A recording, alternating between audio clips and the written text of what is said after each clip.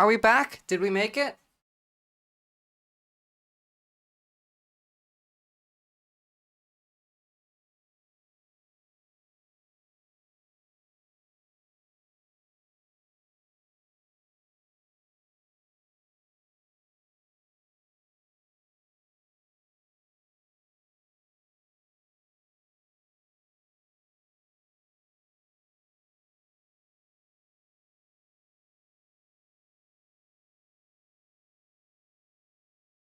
Thanks, Jan and Alex. I know the picture's not back yet. I'm not done I'm not done with setup. Everything just has to not work whenever we have a guest, eh?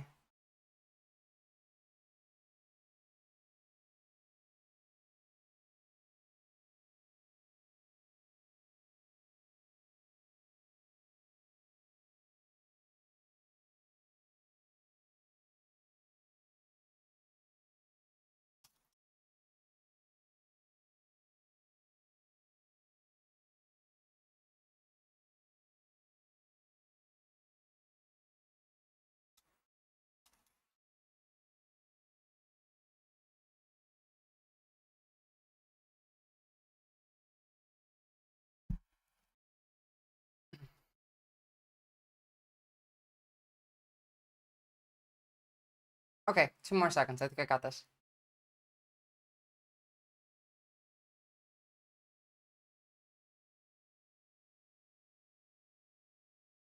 I know there's still no image. I'm working on it.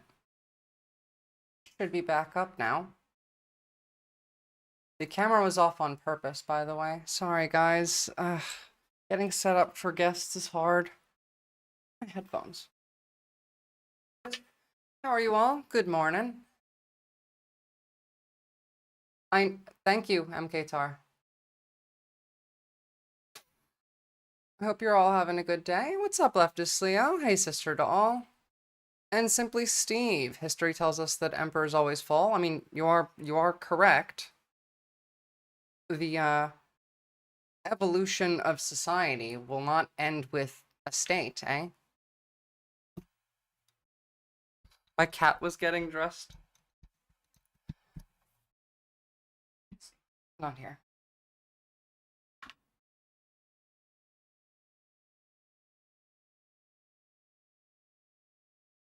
Discord doesn't want to cooperate. My virtual camera doesn't want to cooperate. And then apparently Twitch also doesn't want to cooperate. So it is what it is. Still working on getting our guest online. But in the meantime, did you guys see Kanye lose his mind again? Well, I mean, I feel like he didn't lose his mind. This might just be his mind now. But like, yes, he's been talking about a lot of Hitler shit, but this one is uniquely funny as a post. George Farmer, I did not fuck your wife. Rest easy. Jared Kushner, though.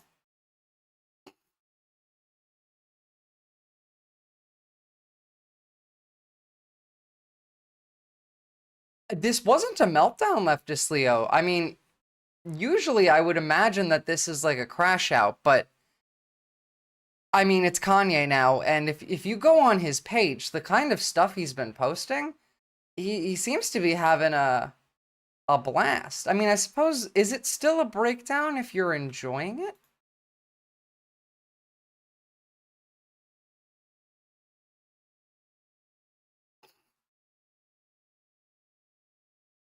What's up, Kinetic Pause? Yeah, no, he is Kanye. At least they're making it real clear for us. Forced? What do you mean? Forced to be a Nazi? No. Kanye he's mentally ill. And so it's not that he was initially like, he wasn't always like this. He's just mentally ill and he spends time around other Nazis. And he picks up on it. He thinks it's cool. Isn't this friendly fire? Kinda, yeah. Just make it real clear. Call me Adolf Hitler and your bitch still wants to fuck. Hitler was so fresh. I'm going to normalize talking about Hitler the way they normalize talking about killing black folk. I mean, I can... The bottom part, minus the Hitler, kind of makes sense. You know, let's normalize about how it's totally fine and pretty commonplace that black people get killed, but...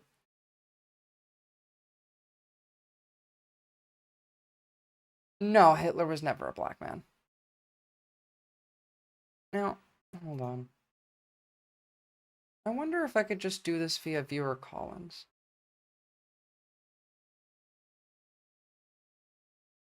Oh, hold on. I just found a invite guests method. You're in the chat, aren't you? The Queen Matriarch.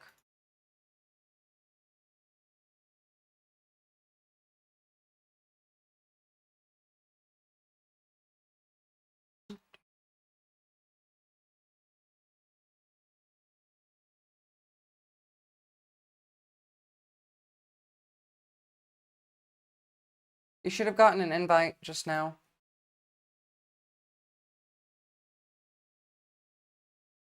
Oh, never mind. That's not going to work either. Fuck. It seems like his mental health has deteriorated over the years. Well, I mean, it absolutely has. And that's a part of being commonly around other Nazis who are abusing the trust that you put in them, in hanging out with them, as being friends with them, in a way to use your fame and your money and your music to try and spread that message. But at the same time, he's a billionaire, so they're all kind of mentally deteriorating. That's what happens when you're a billionaire. It is bad for your mental health. And like, more so than just bad for your mental health. He's been kind of losing it. I would go on and show you the rest of his tweets, but they're not exactly good. I don't know. I don't really want to read them.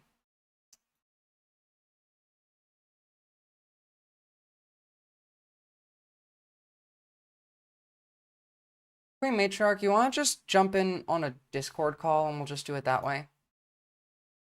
Because it'll be much easier. We need Americans to make like our forebears in 1773. If I try and knock on your stream, that could work.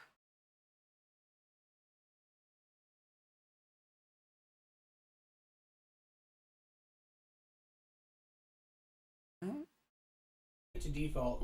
Well, so... well, no. Well, now I can hear you. I did knock on the stream, but I'm not sure. Okay. Now you're muted to, like, I can't hear you. I can't see you either. Oh, because we need to use, like, different cameras and stuff for this. Love that. I love when every plan that we have prior to going live breaks when we're trying to go live. It's my favorite thing. Last time I checked, we beat the Nazis before. We'll beat them again. Yeah, well, last time we beat the Nazis, America was also fighting the Nazis, and now America is the Nazis. So, who knows how it's going to turn out. I mean, to be fair, we also have a new benefit on our side in that the Nazis this time around are not like the Nazis last time around. This time around, they got where are they? The DEI Nazis. This is what we got now. So who knows, you know? We might actually be able to make it work.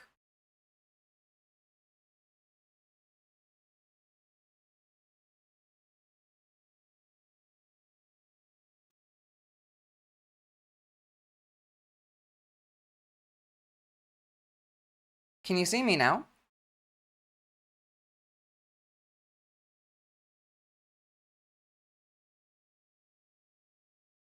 American capital supported the Nazis until they got the idea of Lebensraum from American expansions. Well, not in its entirety, but it doesn't matter. And eugenics was a big thing all over the world, not just in America.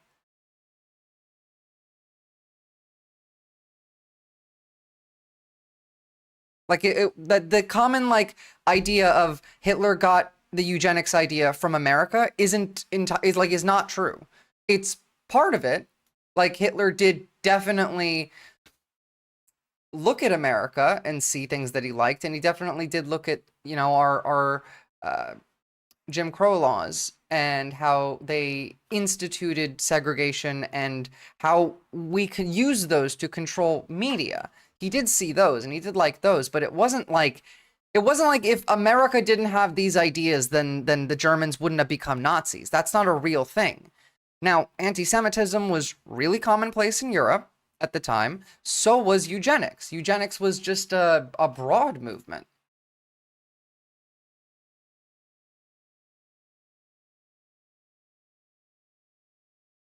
I think we're just gonna have to stick to Discord. Yeah, fascism didn't fizzle out like that.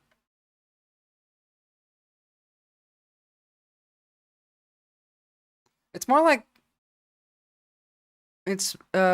being like America was a trend across the Western world in the 19th century in Nazi Germany, and the people who got on the right as it was starting to get cringe. Yeah. The Nazis wouldn't have had airplane additives to mobile manufacturers or economic investment without the American capitalists supporting them. Well, yes, true. But at the same time, like, they probably would have. I know that, like, we liked the Nazis in America, but that doesn't mean that the Nazis wouldn't have been Nazis without America.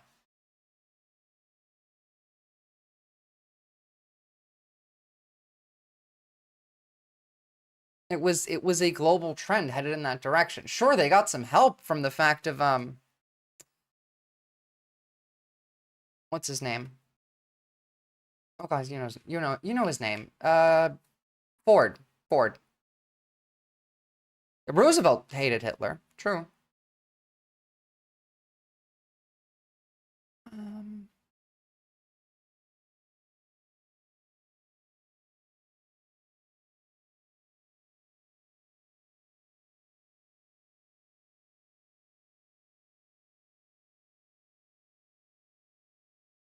Give me a window capture. Go.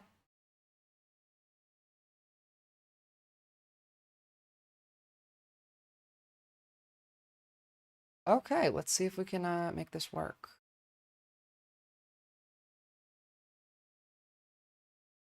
Oh God, I'm gonna have to turn on a virtual camera.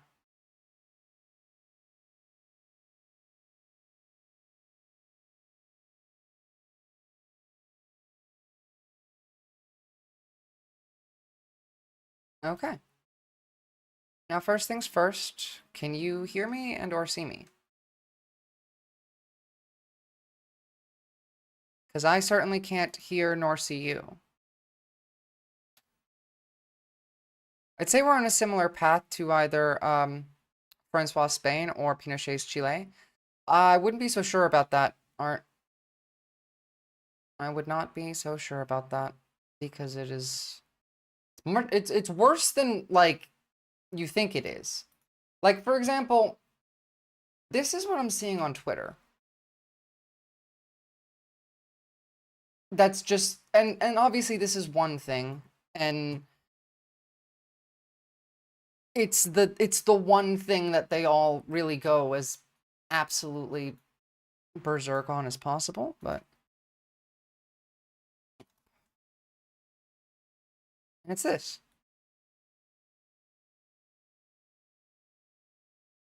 1933 ass tweet. Who is behind the rise of transgenderism?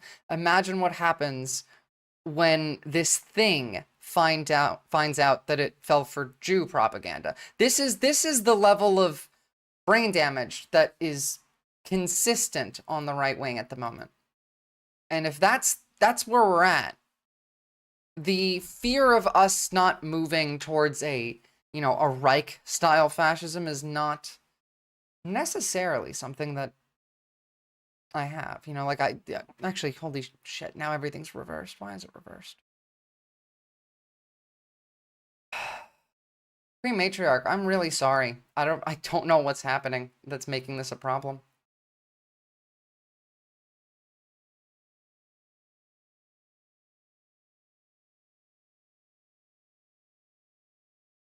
Pinochet sold out Chile to the rest of the world and bankrupted the economy in favor of the rich and upper class. He's also legit had dogs. Well, I get that. it is the techno-fascist. It's the CIA, really. I blame the CIA. Maybe more people, maybe more like Pol Pot in Cambodia. Well, so that's the thing. Trump, I can see more of like a Stalin-esque person, but Trump isn't the one making the decisions here.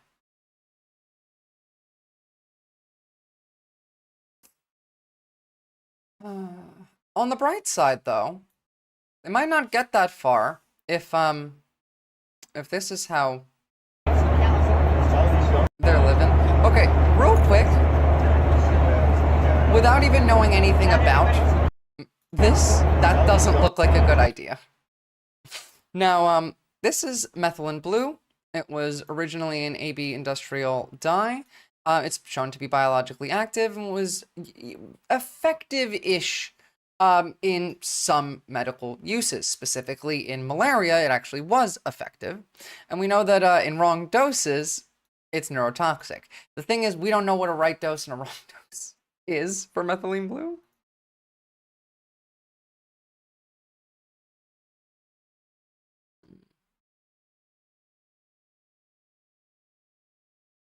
This right here is entirely pseudoscience.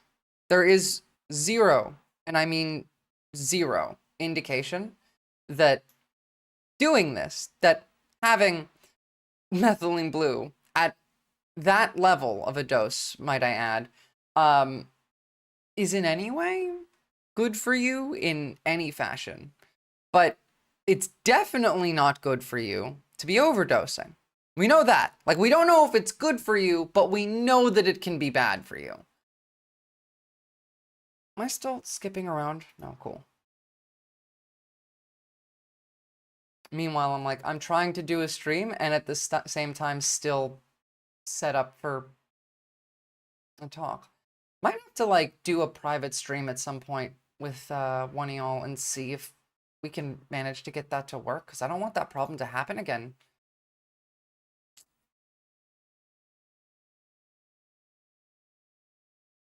Why don't you take meth ATP? Don't you take meth ATP? Of course, of course, of course. Methylene is not the same as methamphetamine, but obviously, like, RFK's taken both, so I'd be shocked if this man wasn't on a bunch of drugs. It's neurotoxic. It's not good for you, and this, like, we're going to see a lot of people ingesting things that have no benefit. Hold on, do we get it to work? Did we get it to work?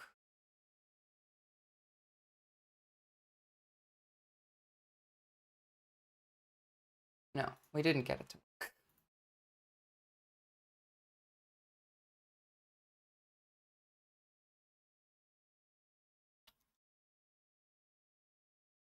That's how he got his voice? Well, that's how he got his worm. RFK is getting the mix Adolf did every day. Jesus Christ, God forbid. That's how he got the worm, though. Because, I mean, where it should say it in here, actually. No. But it has been found that it can be dangerous because of living things being in the methylene blue. It's not good for you, guys. Don't just start putting shit in your body. Not without, like, an actual doctor telling you.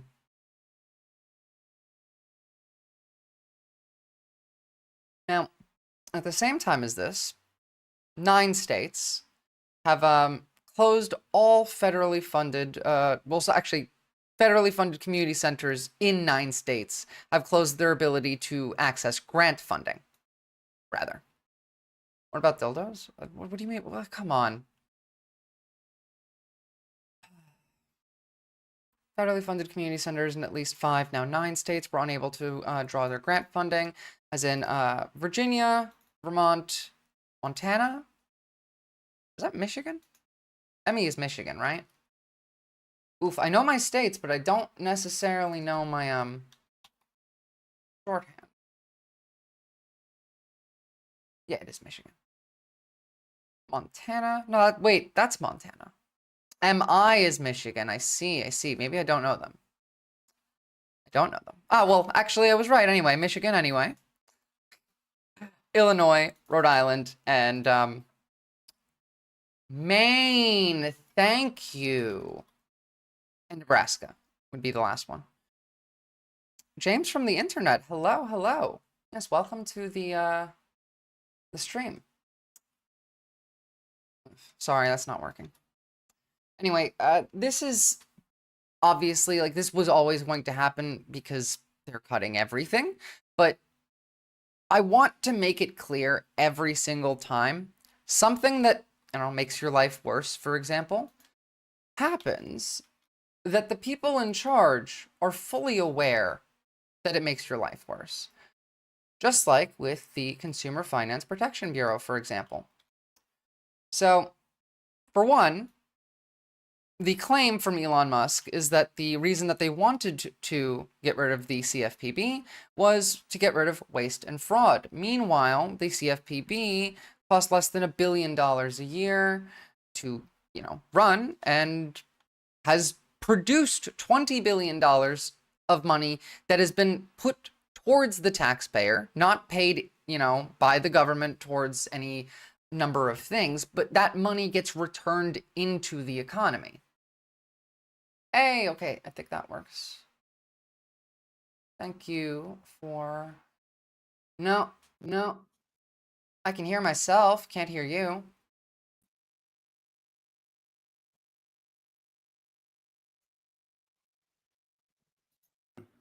Can you hear me? Now I can hear you. Fuck. I can hear you. Wait, come back. I can hear you. Chat, did you hear the Queen Matriarch there, or was that just me? They're like fucking you over not because they like to do that or because that they get a kick out of it. It's because they know that fucking you over enriches themselves. Well, it's both. It's definitely, absolutely both. Too much lag. Look, you're gonna be late for work anyway, at this point. So, might want to try this one again? Again? We'll get there. Third time's the charm, I think. We should do a live stream on YouTube that's private so that other viewers can't join, and see if we can make this work later, if you don't mind. Because now I can see that your voice box is going, I just can't hear you.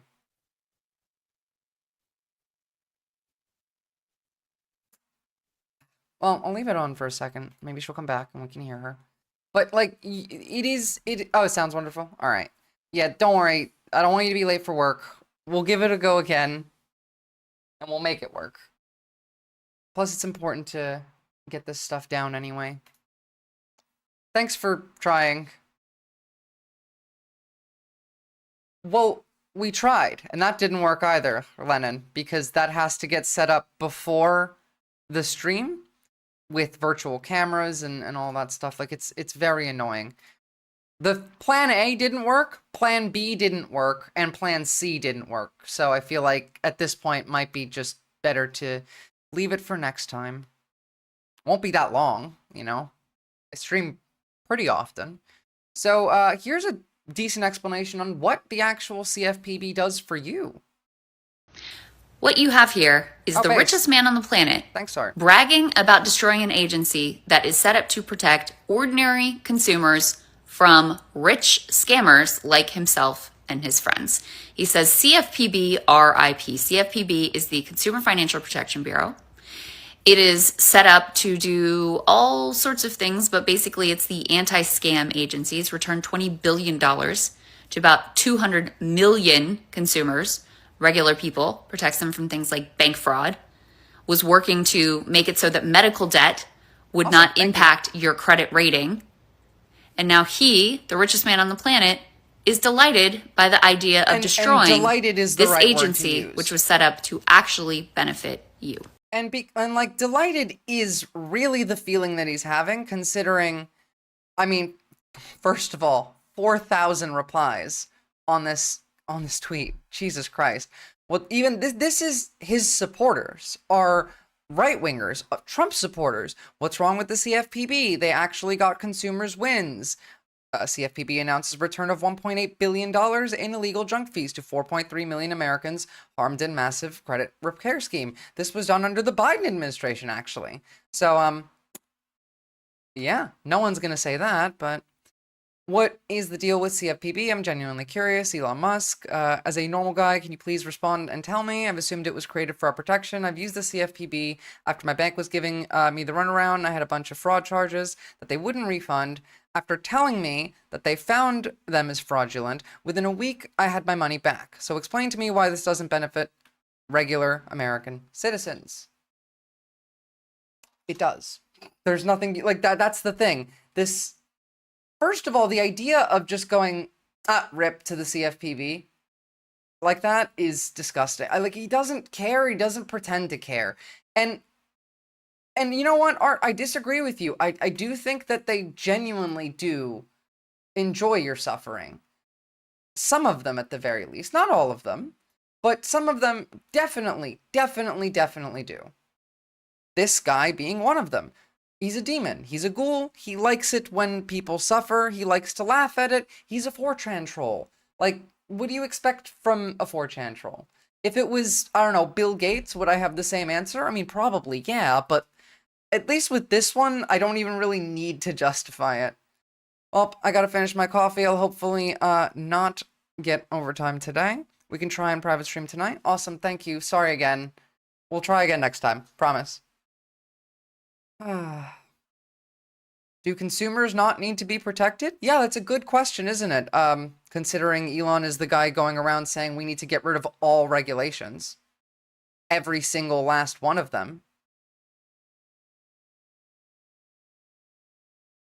See you soon. Damn, I feel bad. That's 2 in a row now. That I couldn't make it work. Oh, well, I suppose then we'll just move on. So, real quick before we get into, like, the news, did you see the plane crash in Sao Paulo? It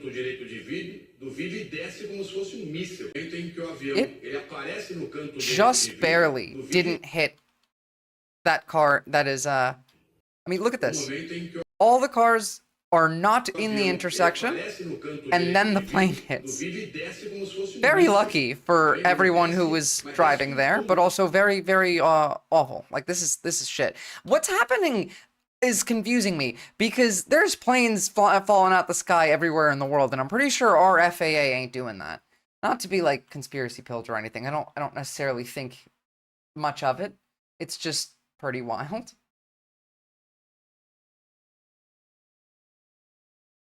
That's legit what Chile did under Pinochet. No, we should definitely watch a video on Pinochet.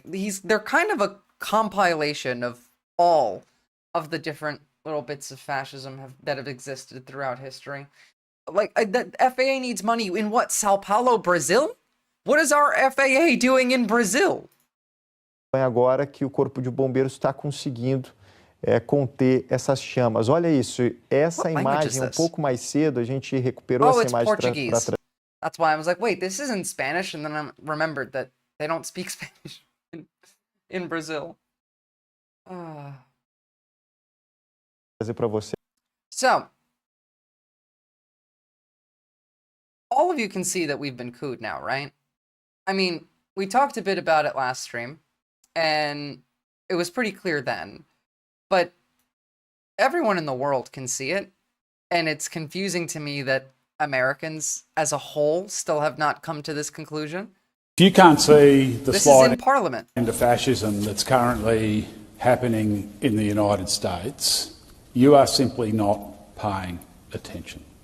At Donald Trump's inauguration, as the billionaire oligarchs lined up to pay...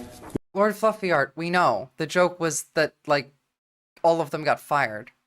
Their obeisance, the biggest of them all, the most highest profile of them all, the person with probably the biggest social media reach in the world, in part because he owns one of the biggest social media platforms in the world, Elon Musk, literally gave a Nazi salute at the president's... They don't even need to argue about it. There's no giving my heart or any of that.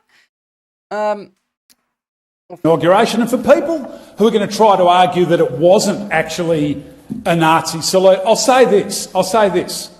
If you're one of the highest profile people in the world and a massive global debate erupts about whether or not you gave a Nazi salute and you don't come out and say it wasn't a Nazi salute, then it was a Nazi salute. He never did, by the way. He never said it wasn't. By the way, here's your evil dictator, Comrade Lenin. And, like, I guess America still exists in the way that Germany still existed after the fall of Weimar Germany? Oh, yeah, this guy is ending America, I know. But he's also a Nazi and is going to end a lot of other places, too, if he gets his way. Coherent screams, I'm willing to accept coup attempt, but I'm very hopeful that the courts can save us, but I'm losing my hope very fast, sadly. Pretty much same boat there. It was a Nazi salute. The United States is sliding into fascism under Donald Trump. And it is marginalised communities who are going to pay the price.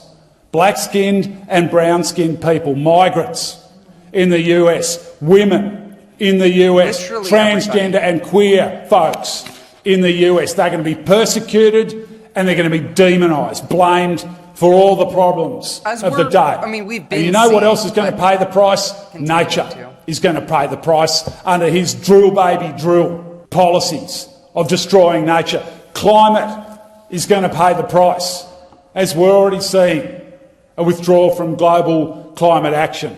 President Trump is a disaster for humanity. He belongs behind bars, not in the Oval Office. Based as fuck. God, I wish that we had politicians that would just speak like that. Like, at all? With gusto? Like, grow a pair, guys. It almost sounds like he said, drool baby drools. I didn't hear it, but maybe it's because I live here. You know what has been giving me hope, though? Is, other countries. We might, like, not have Germany falling because of America falling. Thousands of anti-far-right demonstrators protested in Leipzig against the Alternative for Germany Party, or AfD for short. The rally was prompted by reports of AfD representatives outlining mass deportation plans at the Exxon and Mobil don't want to drill because they don't trust the fact that they're going to make a profit, considering Trump keeps asking OPEC to raise oil production. And Trump is also very much in line with the Saudis. I mean, the Saudis own a floor of his Trump Tower. Oh, thanks for the resub back, guys. I very much appreciate it. And also, good evening for you. In Potsdam at the end of last year. At this meeting, attendees reportedly discussed the Musk and so-called Waffen-SS take over the USA. Meanwhile, most Americans, la la la. I'm not listening. It's not that they're not listening, it's that they can't see it. At this meeting, attendees reportedly discussed the so-called master plan to deport migrants to their home nations, including German citizens with migrant roots. Anti-AfD rallies also took place in the cities of Essen and Rostock. The AfD is the second most popular party in Germany. Huge, by the way, and I mean like, all over Germany, huge. Might be copyright music, I don't know.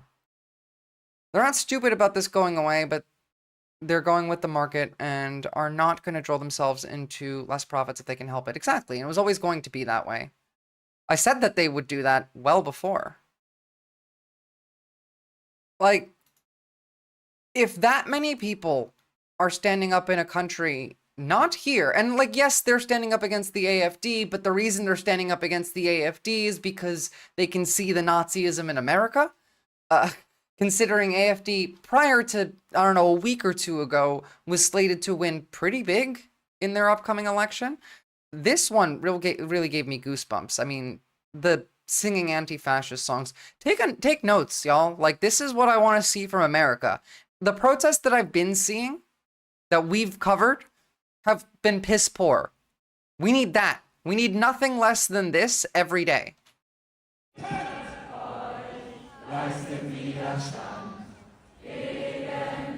This could be us, yeah, but you playing.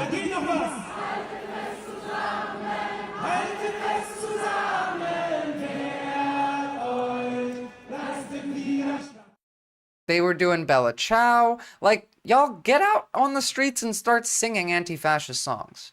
Do it for democracy. That needs to be us. If anything less than that every day is not good enough. It's not. Solidarity forever, forever for the Union makes us strong. Indeed. Anything less than this every single day, nothing was going to change. Nothing's going to change. You think that, like, and no one's coming. The Democrats are weak and piss poor, and everything that comes out of them has done essentially nothing. Look at it. This is fucking India. The wildly supportive of Trump, India. Of U.S. President Donald Trump was set on fire during a protest in India as lawmakers and protesters Nazi did some chanting in public today. Did you do any to counter it? Responded to footage of Indian migrants being deported back to the country from the U.S. It was torture for us. They would curse at us in English. They would keep cursing. They would not let us stand. We just had to keep sitting. Of the if allies anyone would stand, they would hit them and make... Honestly, at this point, good. Fuck it. If they alienate India, then India gets to join the rebellion, the allied powers. We're the Axis now. We are the evil. We're the Hitler country. It's us and Israel and Russia. Them sit. The video posted by the U.S. Border Patrol chief on X appears to show migrants boarding the 40-hour flight with shackles on their wrists and ankles. They had handcuffed everyone, even women. They had put chains on all 104 people. They would not open it no matter what anyone says. If anyone had to go to the bathroom, they would still not open it. They would just open the door and you had to go in no matter how difficult it was. CNN has contacted the Pentagon and U.S. Customs and Border Protection for comment on these allegations. The thing is, like, if we had a functioning, like, any part of government, any remaining resistance in the state, including that of the courts, including that of the State Department, hypothetically, it's not like there's nothing that they could have done to stop this. If the people... If Donald Trump saw this start to take form and did not want it to continue, he could have stopped it. He chose not to. And at this point, it's basically too late. Start playing We'll Meet Again by Dame Vera Lynn and singing It's a Long Way to the Tipperary, I suppose. So glad the Great Dragon Empire is not a part of the Axis. I mean, they're not good, but at this point, yeah, China's infinitely better than this United States. Was it mostly sheikhs they put on the plane or Hindus as well? I mean, I don't think that they know the difference, so I imagine it would be anybody. No matter how difficult it was. CNN has contacted the Pentagon and U.S. Customs and Border Protection for comment on these allegations. The video comes just days before Indian Prime Minister Narendra Modi is expected to meet with Trump at the White House amid the Trump administration's crackdown on migration. The Indian government should have told Trump that none of these 104 people should be heard. They should have stopped it. I mean, true. And if they wanted to, we could have stopped it, but they didn't. They didn't want to stop it. Donald Trump has immunity. Now, he doesn't have immunity for crimes he commits while in office, but the people that he, like, he's the president. He can give an order to the military, and, like, they're not protected from any crimes that they commit, even if they're working under orders. But Elon Musk has committed crimes, felonies, in fact. Just arrest him and charge them for it. Have the military go do that. He could have. Could have. Instead, what did he do? He went on TV and he said that he fully supports Elon Musk and his efforts in cleaning out the waste, fraud, and abuse in the government. Bit of a bright spot. There's 3 special elections coming up. If Dems can win 2 of them, they can take back the House. I mean, sure, but how much... Like, and we should try, absolutely. It's just, at this point, like, I'm having trouble seeing a way forward through any kind of law and order. Let's say we did. Let's say we, first of all, let's keep in mind that Elon Musk has access to all of the voting rolls and the voting data, considering he installed private servers and has everyone's information from the government. He has all of your information. He has the voting rolls, the voting data, and probably also access to the voting machines. But let's say, hypothetically, if we were to win in those 3 special elections coming up, what's to say that Elon Musk doesn't come forward and call fraud? What's to say that he doesn't just say no? Like, what would happen if Trump or Musk said no? Like, sorry, you're not going to do that. Bye. There's no way forward that I can think of. Like, Lenin wasn't following law and order. Law and order isn't the end all be all.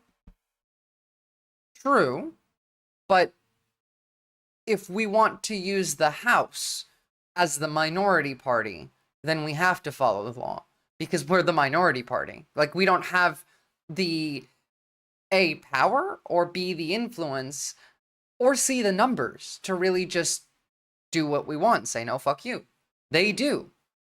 Greg Prime. Modi is a hardcore conservative and member of the EDU. Same with the ex-Canadian PM Stephen Harper. They break down democratic governments across the Southern Hemisphere. Yeah, I know. And that's why Modi and Trump got along. But we, as in the American public, as in the left.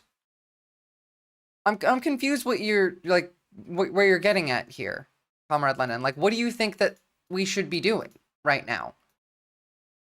Simply, Steve, it's the Secretary of State of each state who certifies those elections. He's not fed. True, but I'm sure this, like, the federal government has data on state-level elections. Well, okay, sure. That Democrats are the minority party. We, the left, don't exist. That's not incorrect, but when I say we, I mean both, considering they're just an, like, we're the only remaining resistance besides from them.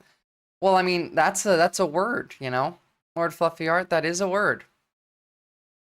I feel like that might not work right now.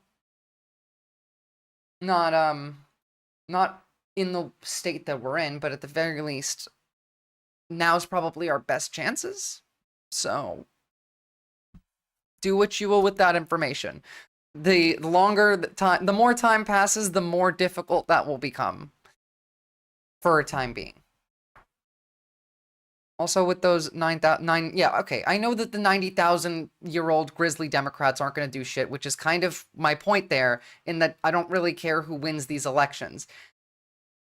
We need to, like, I've been having a lot of trouble in the last couple of days talking to people that still want to act like the normal method of politics in the United States exists. That the systems and the institutions that we work towards, that we talk about, that we rely on, aren't compromised, that they still exist, that they still have any power to do anything for us. And like, I understand it's difficult to conceptualize the change of your country from democracy to fascism just overnight like this. And it's also difficult to be able to tell with normalcy bias in the way, with everything just continuing on, people getting up, they go to work, they come home, not much has changed, whereas everything has changed at the same time. And that split is making it really difficult for a lot of people to come to terms with the fact that America's not the same place that it was 3 months ago. And it likely never will be again. I personally can't see a way forward that brings back the things that we lost. At this point, like, the only way forward is forward. We can't go back. It's too late now. All Americans need to wake up fast. That democracy in the USA is gone. True. That, guys. I mean, it's really gone too. Like,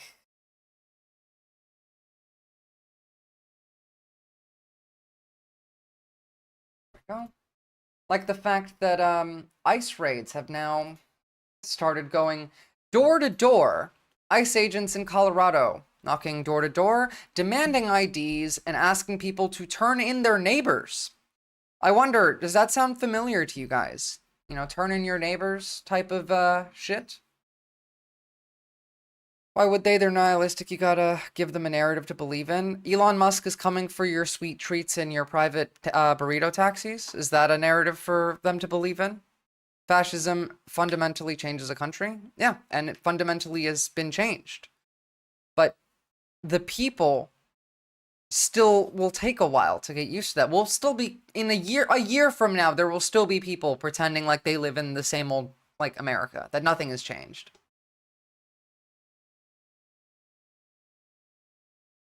Take this in for a moment, guys. Like, this is not small. This is full-fledged Nazi behavior.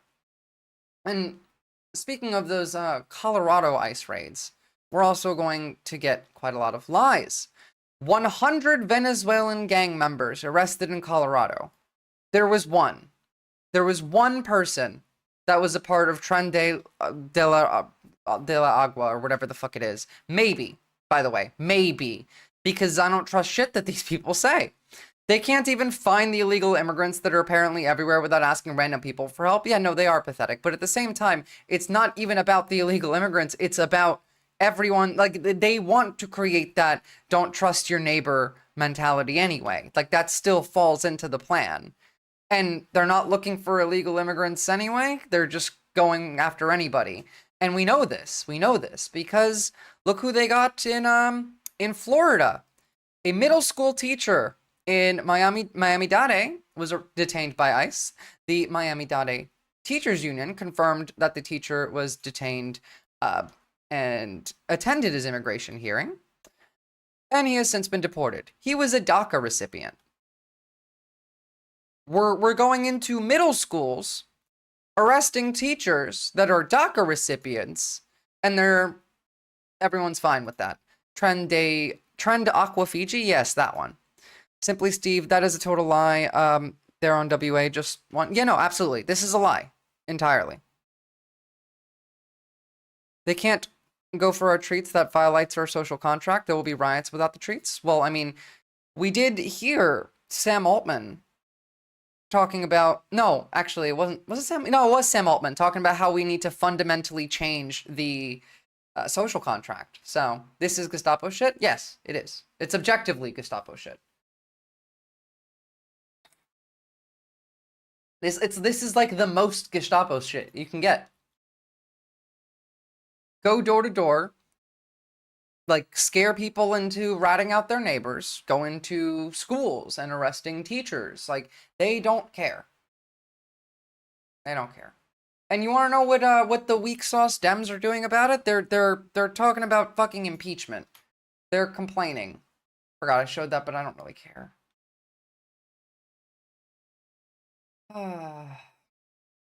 It's getting bad, guys, and it's not going to get any less bad. It's from this point forward, it just gets worse. Oh, you know who is exempt from this though? You know who doesn't fall into these new restrictions on immigration, and rather not even immigration, but non-white people living in the country? That's right. The White House just issued an executive order on South Africa that includes admitting Afrikaner South Africans as refugees to the United States. They literally can't even try to, even if they wanted to. I mean, they can try. It is the policy of the United States that as long as South Africa continues these unjust and immoral practices that harm our nation, A, the United States shall not provide aid or assistance to South Africa, and B, the United States shall promote the resettlement of Afrikaner refugees escaping government-sponsored, race-based discrimination, including racially discriminatory property confiscations. This is just DEI, but like, yes, I wonder, whose idea was it to allow the South African Afrikaners to come into the country as refugees?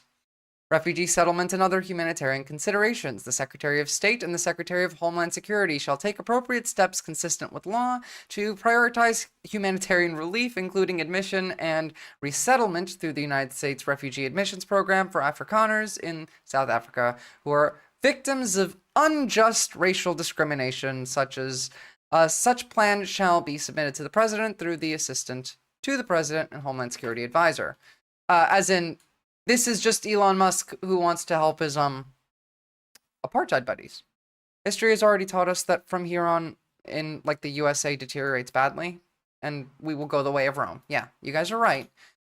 But it's not too late. It's not. We could stop this. You just need everyone in the country to get up off their ass and then go stand in the streets and sing for every day it takes until this stops. Which is just something that Americans won't do. But we could. Like, that would fix this.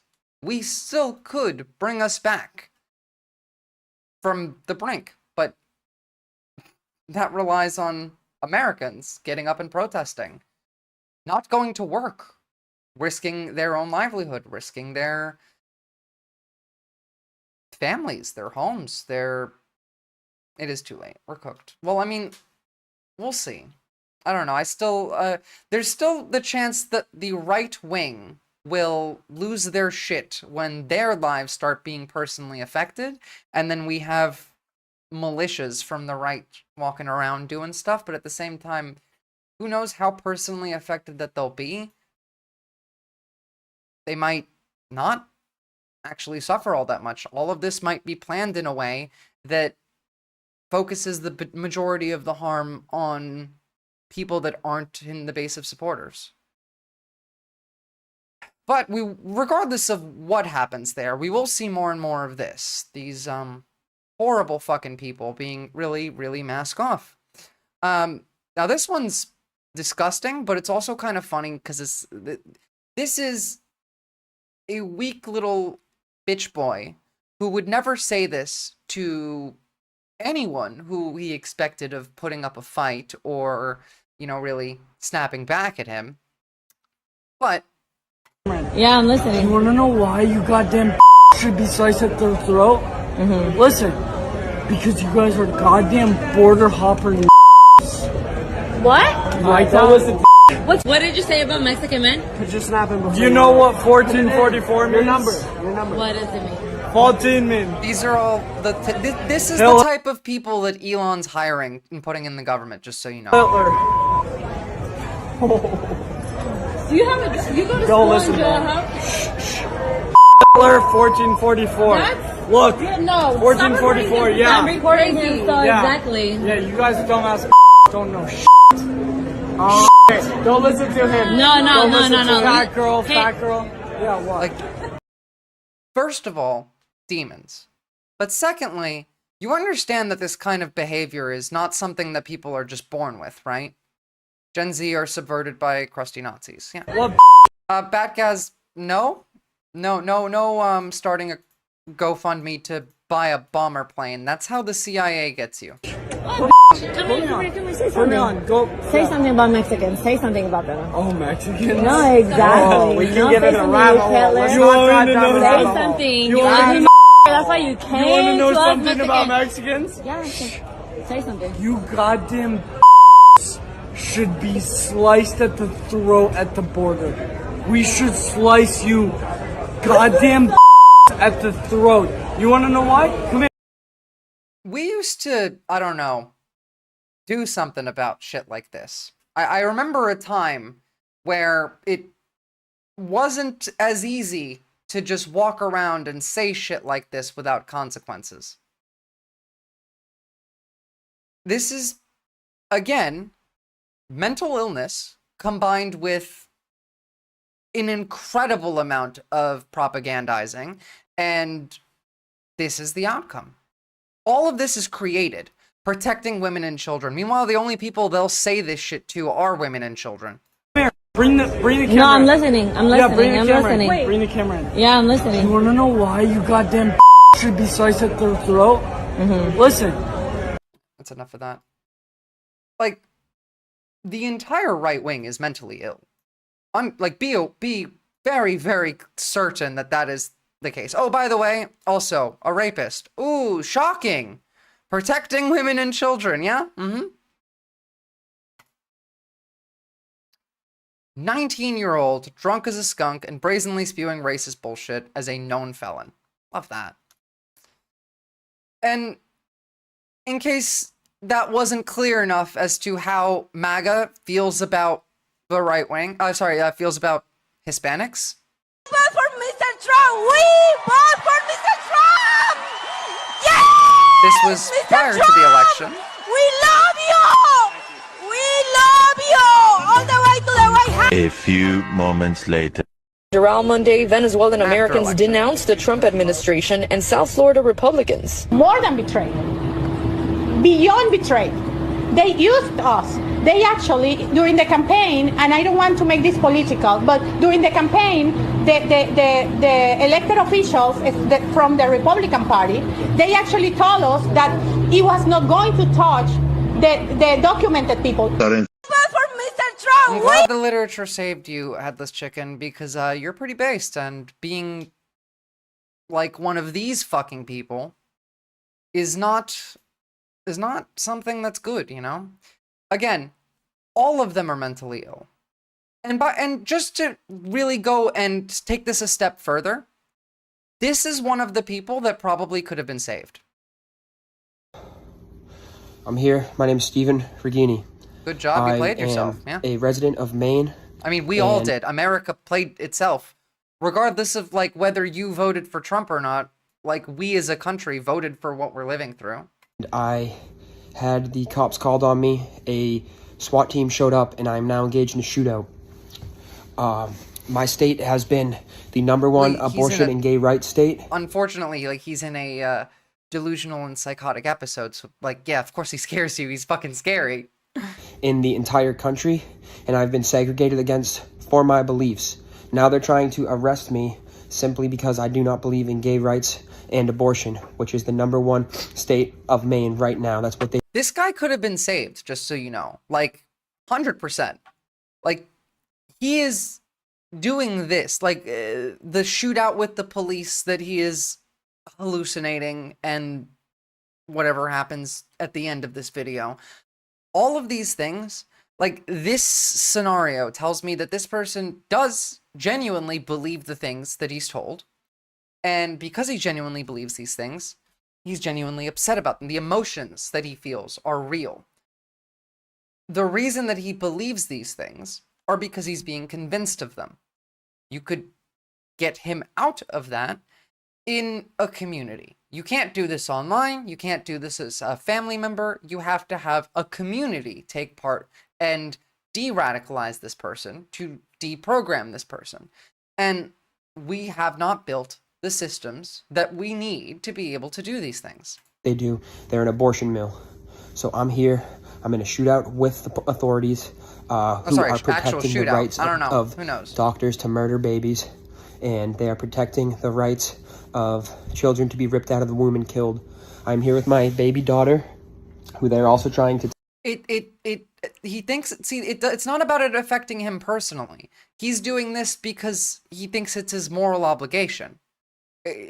This is a person who's acting on behalf of his community.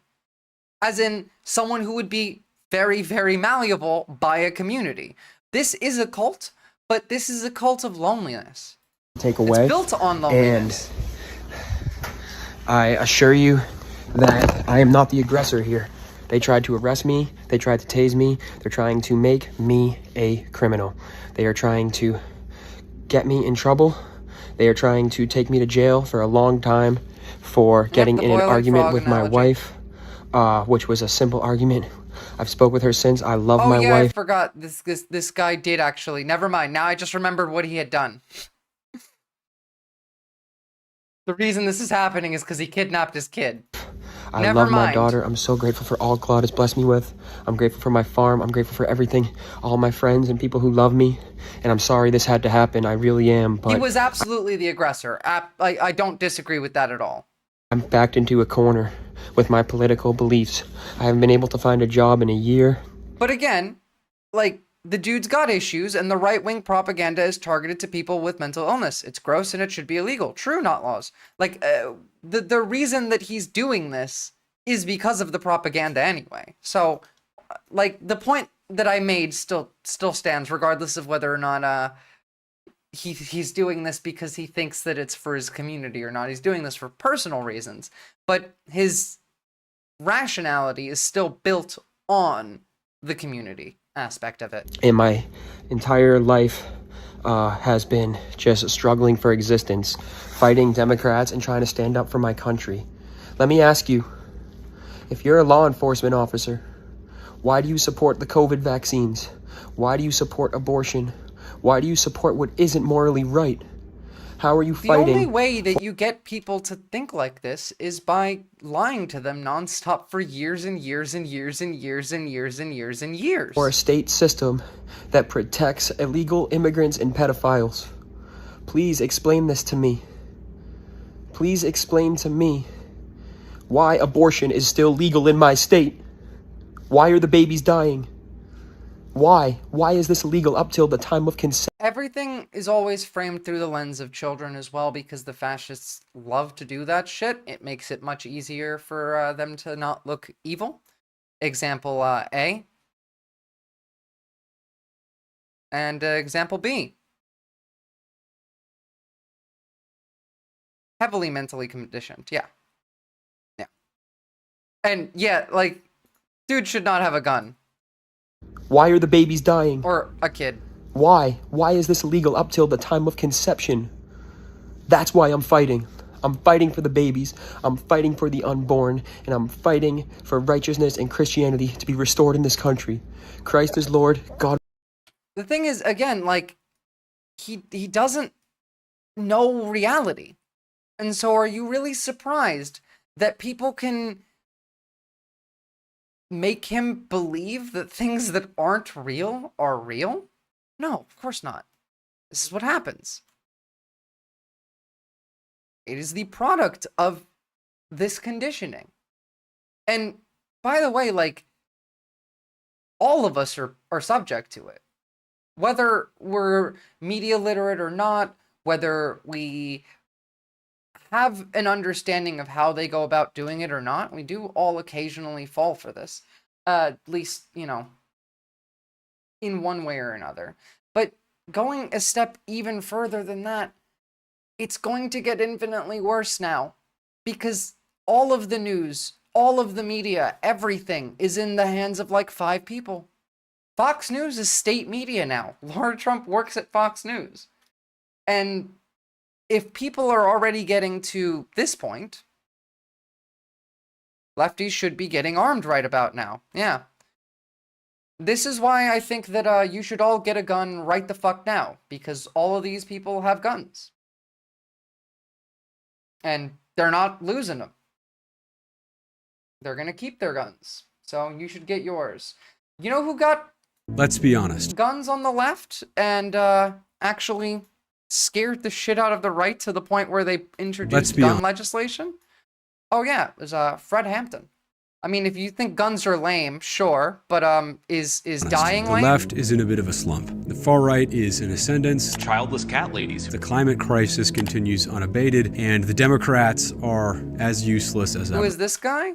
Well, this is Harper O'Connor. I don't know who this is, but Fred Hampton. Fred Hampton is If you is the want man. Donald Trump to win, then say that, otherwise I'm speaking. But despite all that, I still think we have the chance not just to compete, but to win right now. So today, I wanted to offer my thoughts on where we should concentrate our efforts. I do think that there is still a chance of success. I just think that it requires a mass mobilization of everybody. But before we really get into this, Fred Hampton is the man. Revolution, right? We're going to fight their reaction where all of us people are getting together and have an international proletarian revolution. Right. Black people and white poor people and red poor people and Puerto Rican poor people. Not laws. There's more guns than people in the United States right now. And those guys are going to start walking door to door to shoot you and your family. You should be afraid and you should buy a gun. Yes, guns are cringe, but they're not going anywhere. People, Latin American, Puerto Rican people of poor people of all descents, they have them caught up in movements based on racism. When the Black Panther Party stood up and said that we don't care what anybody says, we don't think you fight fire with fire fists, we think you fight fire with water fists. We're going to fight racism, not with racism, but we're going to fight with solidarity. We said we're not going to fight capitalism with black capitalism, but we're going to fight it with socialism.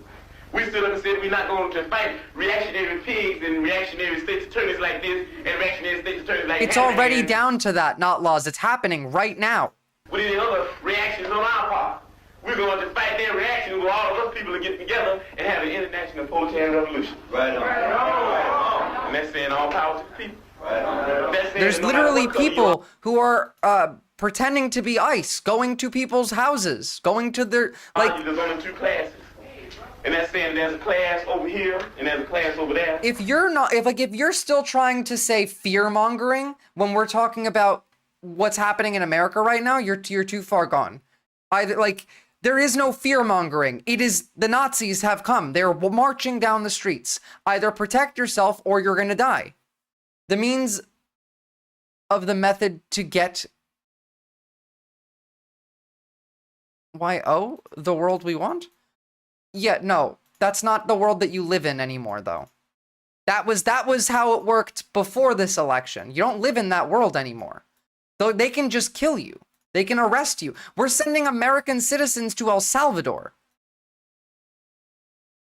Like, if you think that you have any chance of behaving that way and creating any kind of change, then in 2025 and beyond. Let's get into it. We have to begin our analysis by acknowledging one thing. We are trying to build socialism under totally unique historical conditions. By the way, if that word scares you, this probably isn't the channel for you. Nowhere has a developed capitalist country, much less the most militarily and economically powerful empire on the planet, been successfully guided towards socialism. Not through elections, not through revolution. Our allies in the third world can fight wars of attrition, knowing that their occupiers will have to withdraw eventually. We do not have that luxury. At the same time, it would be equally short-sighted to think that we could legislate socialism into existence. Our electoral system of first-past-the-post voting and single-member districts incentivizes the electorate to vote strategically for candidates that they think are likeliest to win, which inevitably leads to a political system dominated by two major parties. Under this system, you need to be the dominant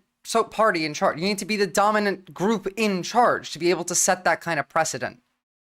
It is almost impossible for a socialist to get elected. If we run as Democrats, we're at the mercy of their corporate responsible for a socialist to get elected. If we run as Democrats, we're at the mercy of their corporate sponsored leadership. If we run independent, we barely win a handful of state and local elections. And when we do gain national prominence, the two-party system forces us to collaborate with Democrats to obstruct Republicans. Inevitably, he does look like a plausible serial killer, but his eyes don't have the soulless look to them. These are eyes that have feeling. This is a human. Hatches representatives from the radical platform they were elected on. Even if the Democrats were to become a workers' party over the long term, which good luck, then the Republicans would still have a very firm hold over the Supreme Court, neutralizing all but the weakest of reforms. So, with both reform and revolution off the table under the current conditions, the American road to socialism must be totally unique. We can learn from history, but there's no roadmap for what we're trying to do. Build power in the heart of global capitalism. With that being said, here's my proposal. Step 1. We have to grow. All of our strategizing is irrelevant if we can't answer this question. And to understand why it's so critical, it might be helpful to consider the fact that DSA, arguably the largest grassroots leftist movement in the country at this point, has about 80,000 on-paper members, making up approximately 0.03% of the electorate. That is, for political purposes, functionally insignificant. So how can the left go from being small, weak, and divided to being large, strong, and united? I believe the answer is coalition building. The left needs people who can bridge the gaps between the labor, anti-racist, environmentalist, and Palestinian movements, among others. But I'm not the one who came up with the idea of a united front. In an American context, this method was pioneered by Fred Hampton. Under his leadership, the Black Panther Panthers formed what became known as the Rainbow Coalition. Hampton realized that these fragmented, individually weak movements could only exercise credible social, economic, and political power if they worked together. Remember, back in those days, it's not like it was easy. It's not like they weren't, you know, at risk-based link. Sure. Step 1. Growing by organizing the forces we already have. Once we do that, we can move on to step 2, and our coalition can take on a broad variety of work. In particular, I'm thinking about 3 strategies, each of which I'd like to go more into detail in. Elections, messaging, and humanitarianism. The benefit of elections is that they give... I think we need to start with this from an angle elections, not... messaging, and humanitarian. Elections should be very last. Messaging should be first, and humanitarianism and messaging come together. So it's 1 and 2. I just would put you all the way at the bottom, because the messaging and the humanitarianism cannot be separate. We need to be doing them at the same time. Helping people, helping as many people as we can, helping people flee, escape, how to learn their rights, how to defend themselves, how to be aware of what's going on around them, to be informed. That's part of the messaging. The humanitarianism also ties directly into each and every one of those factors. Those are the things that will lead us to building a coalition that's strong enough, still not sold on the fact that we're going to have a free and fair election again anytime soon. The benefit of elections is that they give us a much more official platform on which we can discuss our ideas. And particularly at the local level, they can be successful. That being said, while elections might be strategically useful in some cases, they need to be part of a broader strategy, especially considering the resource constraints that we're facing. Here's the harsh reality. Party politics can never be a viable option without substantial electoral... I agree. If you are in the USA and you can afford to leave the country, you should do so right now. Like, you should have done so well before, but like if you wait any longer, you might not have better odds, and you might have worse odds overall just by virtue of the FAA degrading even more, getting out of the country. But they could just say no, like you can't leave anymore. And then what? Who would stop them? Would we? Would we rise up then if they said, oh yeah, no, all of the airports are shut? Reform in this country. We need to abolish the Electoral College. We need proportional representation in the legislature. We need ranked choice voting. If we do that, third parties become viable. Of course, the establishment would never do that unless they were facing overwhelming public pressure. Which brings me to my second point, messaging. We need to make electoral reform a hot button issue. And the best way to do that is to hammer on the brokenness of the two-party system. Think about it. Everyone in your life kind of knows our system is rigged, right? They understand. Okay.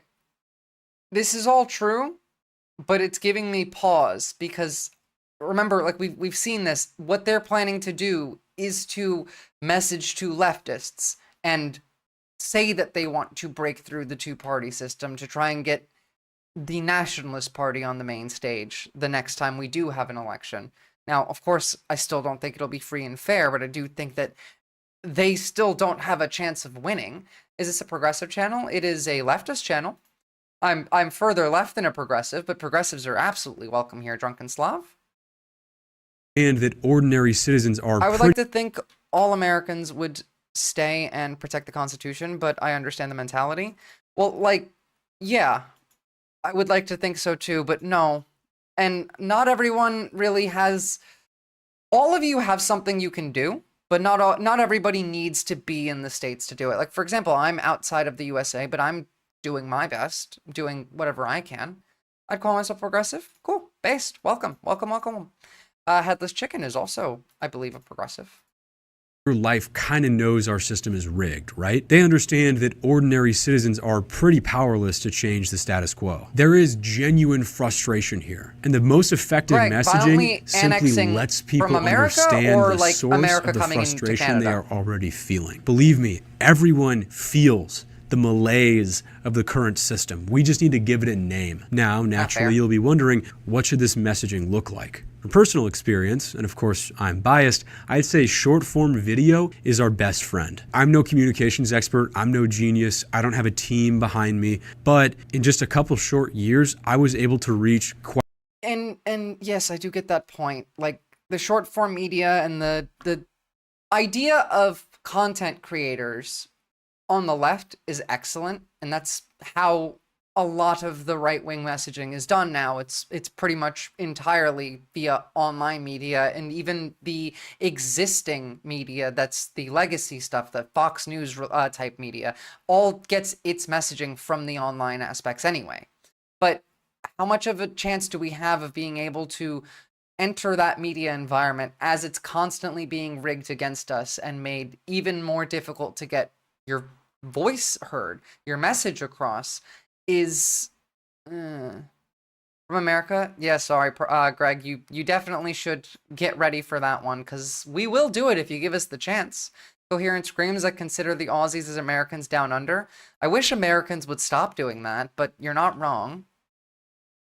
Quite literally millions of people on TikTok. And I know for I don't like Mao, but I am a libertarian socialist. Fact that I've been responsible for hundreds, if not thousands of people starting to question the propaganda they've been fed. So why is short form so powerful? Well, I think there's a couple reasons for that. First, anyone with a phone can do it. You don't need lighting. You don't need to know how to edit like I do. Second, these platforms you don't negotiate with Nazis.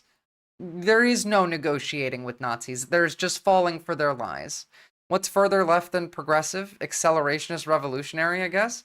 I mean, at this point, you could kind of call me that, considering I want to accelerate the crash of the US economy. But only because that slows down the crash of the rest of the world.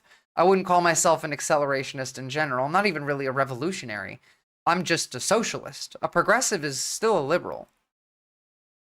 Millions of users, and it is really easy to reach them. Because the way the algorithms work, you can go viral even if you don't have many followers, provided you make a catchy video. Third, it's easier to get across to people on a human level. Some of these videos I've seen from just normal people sharing their experiences with, for example, the healthcare system or talking about climate change are really impactful because it's another person. TikTok feels like you're taking a FaceTime video from your friend. That's pretty powerful. That's a good question, Headless Capital. Do you own capital, or do you think that you just should have the ability to own capital?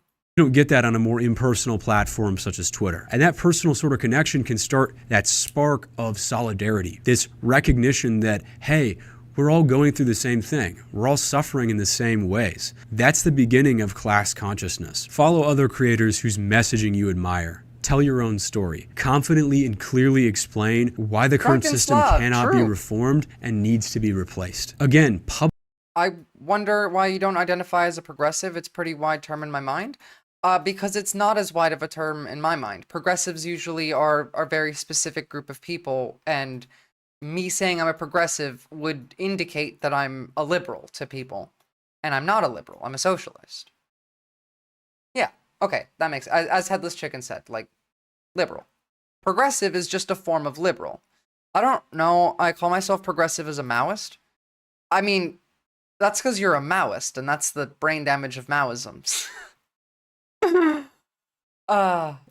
Really, it's a word that anyone can use, and it can mean anything. It doesn't necessarily matter. I just tend to myself take it to mean more of a I'm fucking around. We can make jokes, can't we? The left doesn't need to fight the left. But when I hear progressive, I think resist lib era progressives. I think 2016 Democrats getting mad at Donald Trump is what I think of when I think of progressives. I think of, and also TYT kind of poisoned the well for me on that one, because they used to call themselves progressives quite a lot back when they were at least somewhat progressive. And then they stopped being progressive, and so now it's just like, ugh. I do actually have brain damage from COVID, funny enough. Oh, don't we all? But that is rough. But the resistance libs aren't really all that progressive. I know. But that's what my mind thinks of when I think progressive. The words change as we use them. Conrad Petersburg, what's up? They don't really want to progress to the next mode of production, do they? No, they don't. But to be fair, neither do most people that call themselves progressives. Public discontent with the polarized two-party system is our highest point of leverage because basically everybody resents the status quo. If we can focus that discontent, allow people to realize its true source, and then present them with a realistic alternative, that's lightning in a bottle. The goal is to make it so that every time somebody thinks about how broken the political system is, they immediately think of our solution, which is that electoral reform platform I just mentioned. If we do need to get that point done. That's probably the most critical point right there. Every time someone thinks about how broken everything is, they think about our solution, which, if you haven't noticed, is kind of what the right did. Every time there was ever an issue, it was Joe Biden and the Democrats' fault. And then the solution was the right wing, and people either didn't vote or went for Trump. That is the idea that you need to make present in the discourse, is our solution will fix all of these problems from the broken system. And at the very least, I mean, if we survive, we might get a decent chance at that, considering they just broke every single part of the system.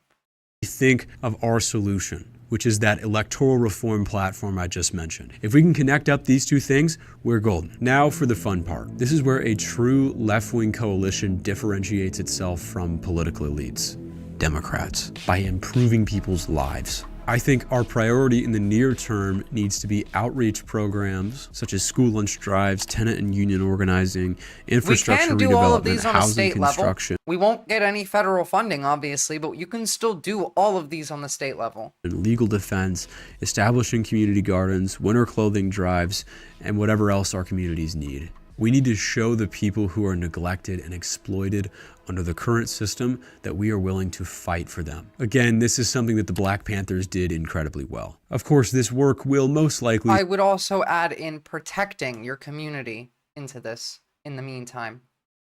Start in cities, but over time we can and must reach out to rural communities. A fantastic example of this is the Middle Tennessee chapter of DSA, which recently raised the money to erase over $2.5 million worth of medical debt. Let me repeat myself. Guys, it's so weird that this video is a month old and I'm watching this feel like it's anciently outdated. Anyone else having an issue with consuming media or listening to people talk about like what to do next, and they say like one thing that still sounds like it was from before the fall, and you're just like, oh, everything in this video now hurts because this person still thinks that we live in America. $2.6 million. Imagine how much respect and loyalty we would gain from the American people if we were to do this on a nationwide scale. Imagine if socialists were the most active members of our communities. That would go so far in countering the decades. Like obviously, like the literature does apply, and this does apply. It's just right now, it just feels weird. It feels wrong, you know? Like it's something 80 years old would feel less wrong than something like this does now. Playing a Daily Show or Colbert Report pops up and just like, oh, yeah, no, I could not. Like, listening to Jon Stewart talk right now would make me feel like I'm gaslighting myself. Of Red Scare propaganda that Americans have been subject to. Plus, working together is how we actually build those coalitions I was talking about. The ruling class wants us divided and siloed, but when we work together, we build real solidarity. A strategy that focuses just on elections could never do this. We need less talking and more doing. Okay, so here's the strategy up to this point. We build a coalition from the broad spectrum of left-wing groups operating in this country already. Second, we go to work serving our communities and building trust with the American people. And that brings his latest takes on calling out fascism and Nazis were disappointing. That's because Jon Stewart doesn't believe that they're Nazis. He doesn't believe it. Brings me to step 3, the end game. Over time, I foresee these coalitions becoming quite powerful and autonomous if we are successful. I foresee a world where membership means your legal fees are paid if needed. You have help covering rent if needed. You have help organizing your workplace if needed. I foresee organizations that are robust enough to feed the hungry, to house them. The issue here being funding all of these organizations and funding is going to get harder and harder as they siphon more and more money out of the American public. Issues with liberals is that they psychoanalyze their enemy, even though they are not. They are just vehicles for the class interest. They do not do what they say. They do what capital requires. This is true to an extent in that the class interest is primarily capital, right? Right now, what is running the right wing is capital. That is their number one priority. That's number one goal. That's number one interest. But number two, and vastly gaining on number one, is still Nazism.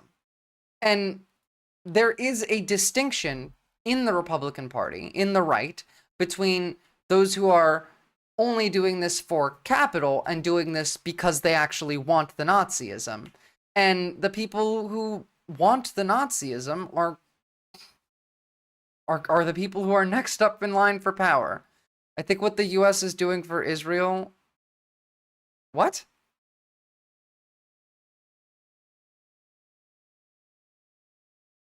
You fucking troll, right? You think we're a pro-Israel channel? Because we're not. In 1934, most of the stuff Trump does has been predicted by... Well, yeah, well, everything that Trump does is being done looking at a history textbook and checking off, like, one by one, what the Nazis did. That's kind of been the plan.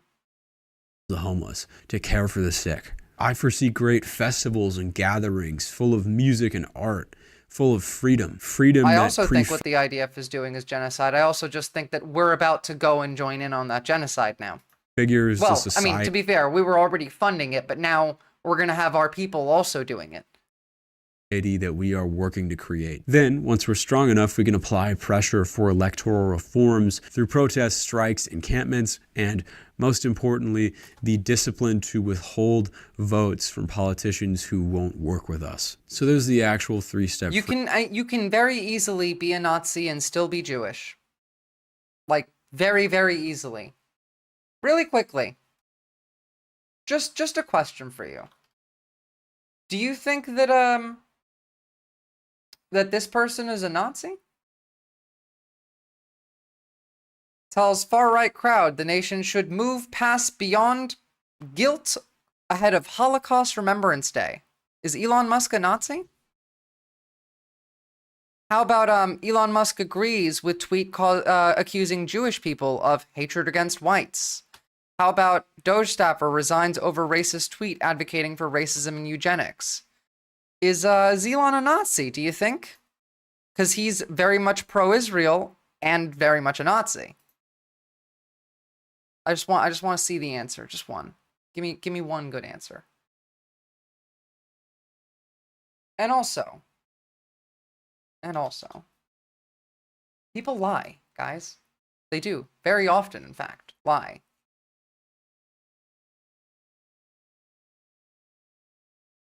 I'm waiting on that answer. But I'll add this as well. Today's Republican Party says, don't call us Nazis. Well, Trump led a failed coup, then took power years later, and hailed those who fought and even died for him as heroes. When Hitler did this, it wasn't called an insurrection, it was called a putsch. When Trump irrationally demonizes and scapegoats minorities for all problems and tragedies, he uses the word DEI. Hitler called them Juden. Trump started preparing Guantanamo for detention centers for people he alone can designate as undesirables within a week of taking office. It took Hitler almost 2 months to start his first concentration camp.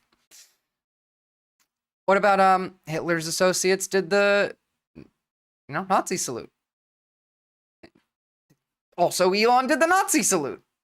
So, do you think maybe that you might be losing some of the plot here in the cracks? Might be falling through?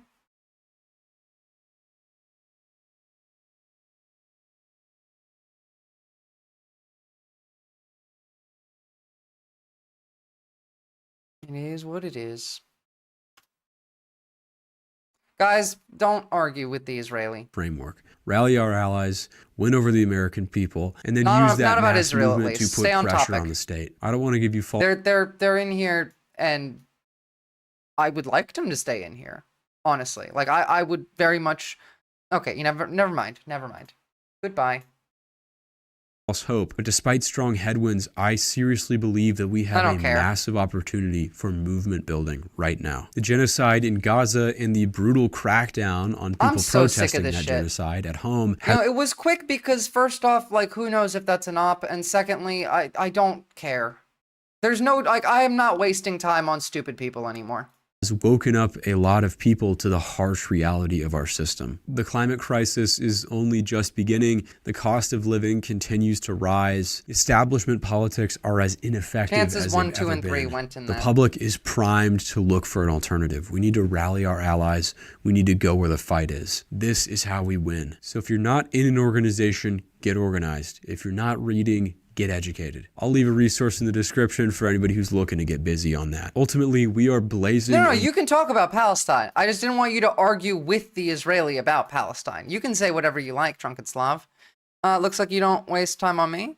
Well, I mean, you're not an idiot. And I don't know what you mean by that. That's why I make sure I let them know what Trump has planned for American citizens like me. Yeah, well, usually I do too. I'm in a bit of a lower degree of patience today.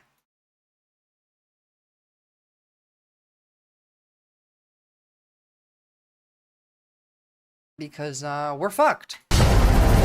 They take me to a back room. They say, this is what happens when you work for Trump. From about the moment Papadopoulos... This is in relation to Kash Patel taking $25,000 from Russia-linked firm to appear in an anti-FBI TV series, being... Joins the Trump campaign. You got all these people all around the world starting to swirl around you. Where's the Russian collusion? They changed the course of history when they removed me as the National Security Advisor. That person that sits in that office is ready to further enable the idea of war, perpetual war. Trump said that Obama spied on his campaign. It's the Obama administration getting FISA warrants. That's why it's called the Foreign Intelligence Surveillance. All of this is because it doesn't exist in any surveillance court. Surveillance is spying. I mean, that is like it's not even fiction. It doesn't exist in any sci-fi writer's mind. This gobbledygook of fucking propaganda. By the way, starred Papadopoulos, Flynn, Patel, Giuliani, Stone, Solomon, Carlson, and Bannon. All of them are essentially, and you know what? Not essentially, just they're all Russian agents. They're all overtly Russian agents. And by the way, so is Donald Trump, and it's not like they're trying to hide it, considering, where is it? Kremlin.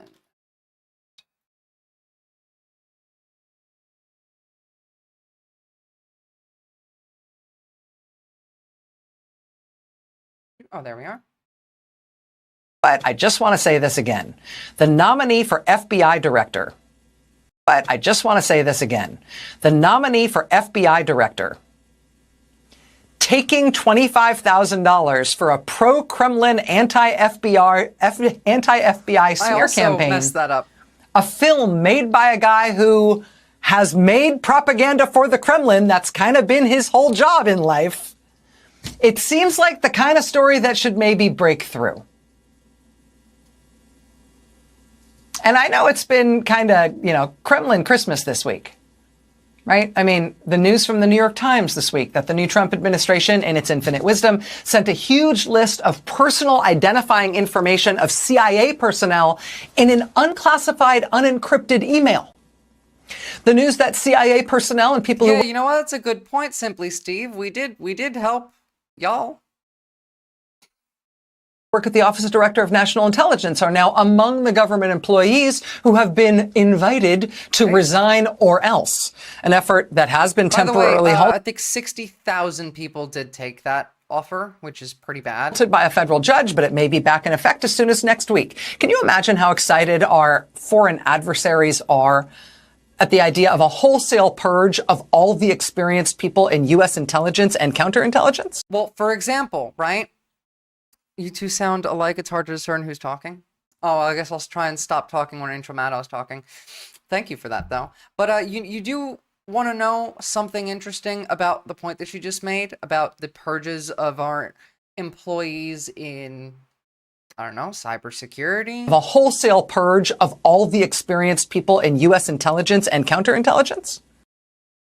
The ban on trans people in the military, unironically, does a whole lot of work there for our enemies, considering they make up quite a large chunk of A, IT, B, cybersecurity, and C, engineering in, like, tech engineering side of it. That was a third, give or take, of the entire workforce gone, on top of now the rest of these purges. All of this is an absolute boon to our foreign adversaries. Purge of federal intelligence, isn't that a good thing for people struggling against U.S. genocide and suppression? Yes, it is actually, Drunken Slav. Like, I am both happy that the U.S. hegemony is collapsing, but B, I'm not happy in that the people who are going to be benefiting from this more than likely are the bad people, or the bad countries, or the worse option. Because I'm still not seeing Europe coalescing together, getting ready to fight the Nazis. I'm not seeing South America fully coalescing together either, although South America is doing better than Europe is. I don't know. A lot of Americans gave their lives to stop the Nazis from taking over Europe. Well, now they're taking over our country. Maybe get some help. Yeah. That said, I'm not sure how they narrow down what to be happy. To be fair, like, it's not like you're not next. If they finish taking over our country, you're next. About. Trump's new CIA chief, John Ratcliffe, distinguished himself when he had his last big job, when he was director of national intelligence in Trump's first term. In 2020, he released a batch of what he initially conceded might be Russian disinformation that he apparently nevertheless hoped might help Trump in the 2020 election. That's how he distinguished himself in 2020, leading to calls for his resignation at the time, but now he's CIA director. Trump's nominee for intelligence director this term has also been a phenomenal customer for notorious Russian disinformation. She, for example, put a megaphone on Russian false claims that the U.S. had secret bioweapons sites in Ukraine, and that's the only reason we didn't want Mother Russia to invade. England is absolutely next, like, or rather, top 3 or 4 next when we're done here. To be fair, we might not need to march into England for that one. It seems like there's quite a lot of popular support for it in England anyway. And King Charles ain't gonna help you. Like, the king has no, like... it's stupid to get into that. It's like how SPD funded fascist death squads to murder Rosa Luxemburg and then yielded power to Hitler, have their judges give him a light sentence. Yeah, basically. You're not wrong, Drunken Slav. But, like, at the same time, what else are we supposed to do in trying to, like, at least messaging towards Europe-wise? Not in the, like, what do we do as a whole inside of the US-wise? That's a whole different story. But obviously, we do need to be messaging to Europe. We do need to be, and, like, Germany's seeing this, you know, they're out there protesting against AfD. We looked at the protest, we, like, saw a huge, massive amount of support there. Liberals won't oppose fascism. That was true historically. And I'm hoping that it's not true this time, because if it is, then we're fucked, because that's all that's left. That's all that's left. It's either the liberals that are left oppose fascism, or we all fall. Canada should join the Union. Canada should. As in the European Union. Not, you know. I also still think that we need states seceding. We need California. We need New England seceding. Soon. Vladimir Putin ordered USAID out of his country more than a decade ago and has since spent years spreading lies and conspiracy. I wonder why he didn't like USAID. Theories about USAID to try to discredit it, to try to kill it, including weird and totally made-up claims that aired on Russian state TV recently that said USAID funds had been spent to send American celebrities on international junkets. Oh, by the way, immediately following that, Russian state media then went on Twitter and then denied that these things were true to make Russian state media look more like real media for the right-wingers on Twitter. RT was disagreeing with Russian state media talking points so that right-wingers would start, like, being mad at RT in the comments. These are totally false. Remember when the conservatives had some balls in World War II? Yeah. Claims that came from Russian state TV that this past week were promoted online by Donald Trump Jr. and Trump campaign donor Elon Musk, who did apparently this week dismantle USAID. Well, based on Drunken Slav's outlook, go join your SRA, as I've been telling you to do. You may remember that Elon Musk himself was reportedly unable to get a higher security clearance that he was seeking just this past year, in part because of his ongoing and frequent communications with Vladimir Putin and other Kremlin officials, and his refusal to explain his international contacts and travel to the people who at least used to make decisions about security clearances in this country. Among the government I am data... very much enjoying Rachel Maddow's, like, energy of the people who used to be making decisions in this country. It's quite funny. At least she's self-aware. Databases and computer systems that Musk and his team have now accessed, that Office of Personnel Management system, the first one they got into, that's considered such a rich target for our foreign adversaries that it has repeatedly been targeted by foreign intelligence services trying to hack into it. Well, now Elon Musk and his band of interns is in there. That should make it easier. The Treasury payment system that Musk has taken over, among other things, that includes details of secret payments made to foreign assets who are being run abroad by U.S. intelligence. We also did accidentally dox a bunch of our foreign assets, I think, by sending a unencrypted email. I wish Rachel Maddow was my mom. I also wish Rachel Maddow was my mom. It includes details on payments made to U.S. businesses abroad that have secret contracts with our intelligence services. In other words, that payment system at the U.S. Treasury, among all the other things it contains information that the Kremlin and our other intelligence adversaries would absolutely saw off their arm for. But now Elon Musk is in there. The biggest possible W being given over to Russia for no reason.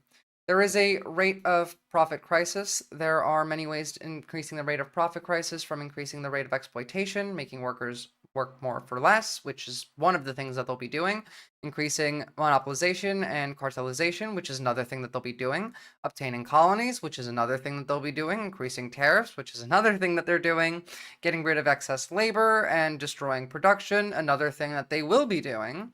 All of these solutions are not good for the working class, as both fascists and liberals continue on this path forward. The working class will become disillusioned and more radical and demand answers. Are you inside the United States, Drunken Slav? Just real quick. There. Fresh off of not being able to get a security clearance because he wouldn't come clean about how much contact he has with the Kremlin. Yeah, no, that the working class being disillusioned and radicalized in the U.S. will lead to worse outcomes here. And I'll show you why in just a second, as soon as we finish this video. And what he talks to them about. It has been Kremlin Christmas for going on 3 weeks now, thus far in the new Trump term. But senators next week, Thursday next week, will have the chance to decide if they want to put someone in charge of the FBI who literally took $25,000 to participate in a propaganda film attacking the FBI made by somebody who makes propaganda for the Kremlin. Like, it's almost a joke, right? That's a sentence that needs to be uttered. This one, I don't know. Seems like kind of a different kind of red line. I don't know. So the reason why I think the radicalization of the working class is actually an intentioned goal of this, like, regime. There's a reason for it. And that's because that's part 2 of this. Stage 2 is to transition the population to a nationalist party. The breaking down of the two-party system and the putting forward of a nationalist party.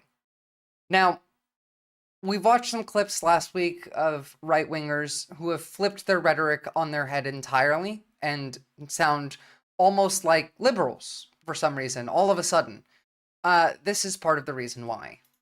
Big day today. By the way, Steve Bannon, no Nazi. As we've been recommending nonstop for a week on the show and in different interviews I've done for the Wall Street Journal and for New York Times and Piers Morgan, the GB News in England, all over, is to say, hey, if we're serious about this, if we're serious about cutting the budget, we have a 14 March deadline, midnight of 14 March, and you're not going to, all the. Well, they want the the material conditions to get worse, Drunken Slav. They want the material conditions to get worse. They want everyone else to be mad. They want to lessen the, not just the rate of profit, but the consistency in which people are able to access goods that they need and services, like basic necessities.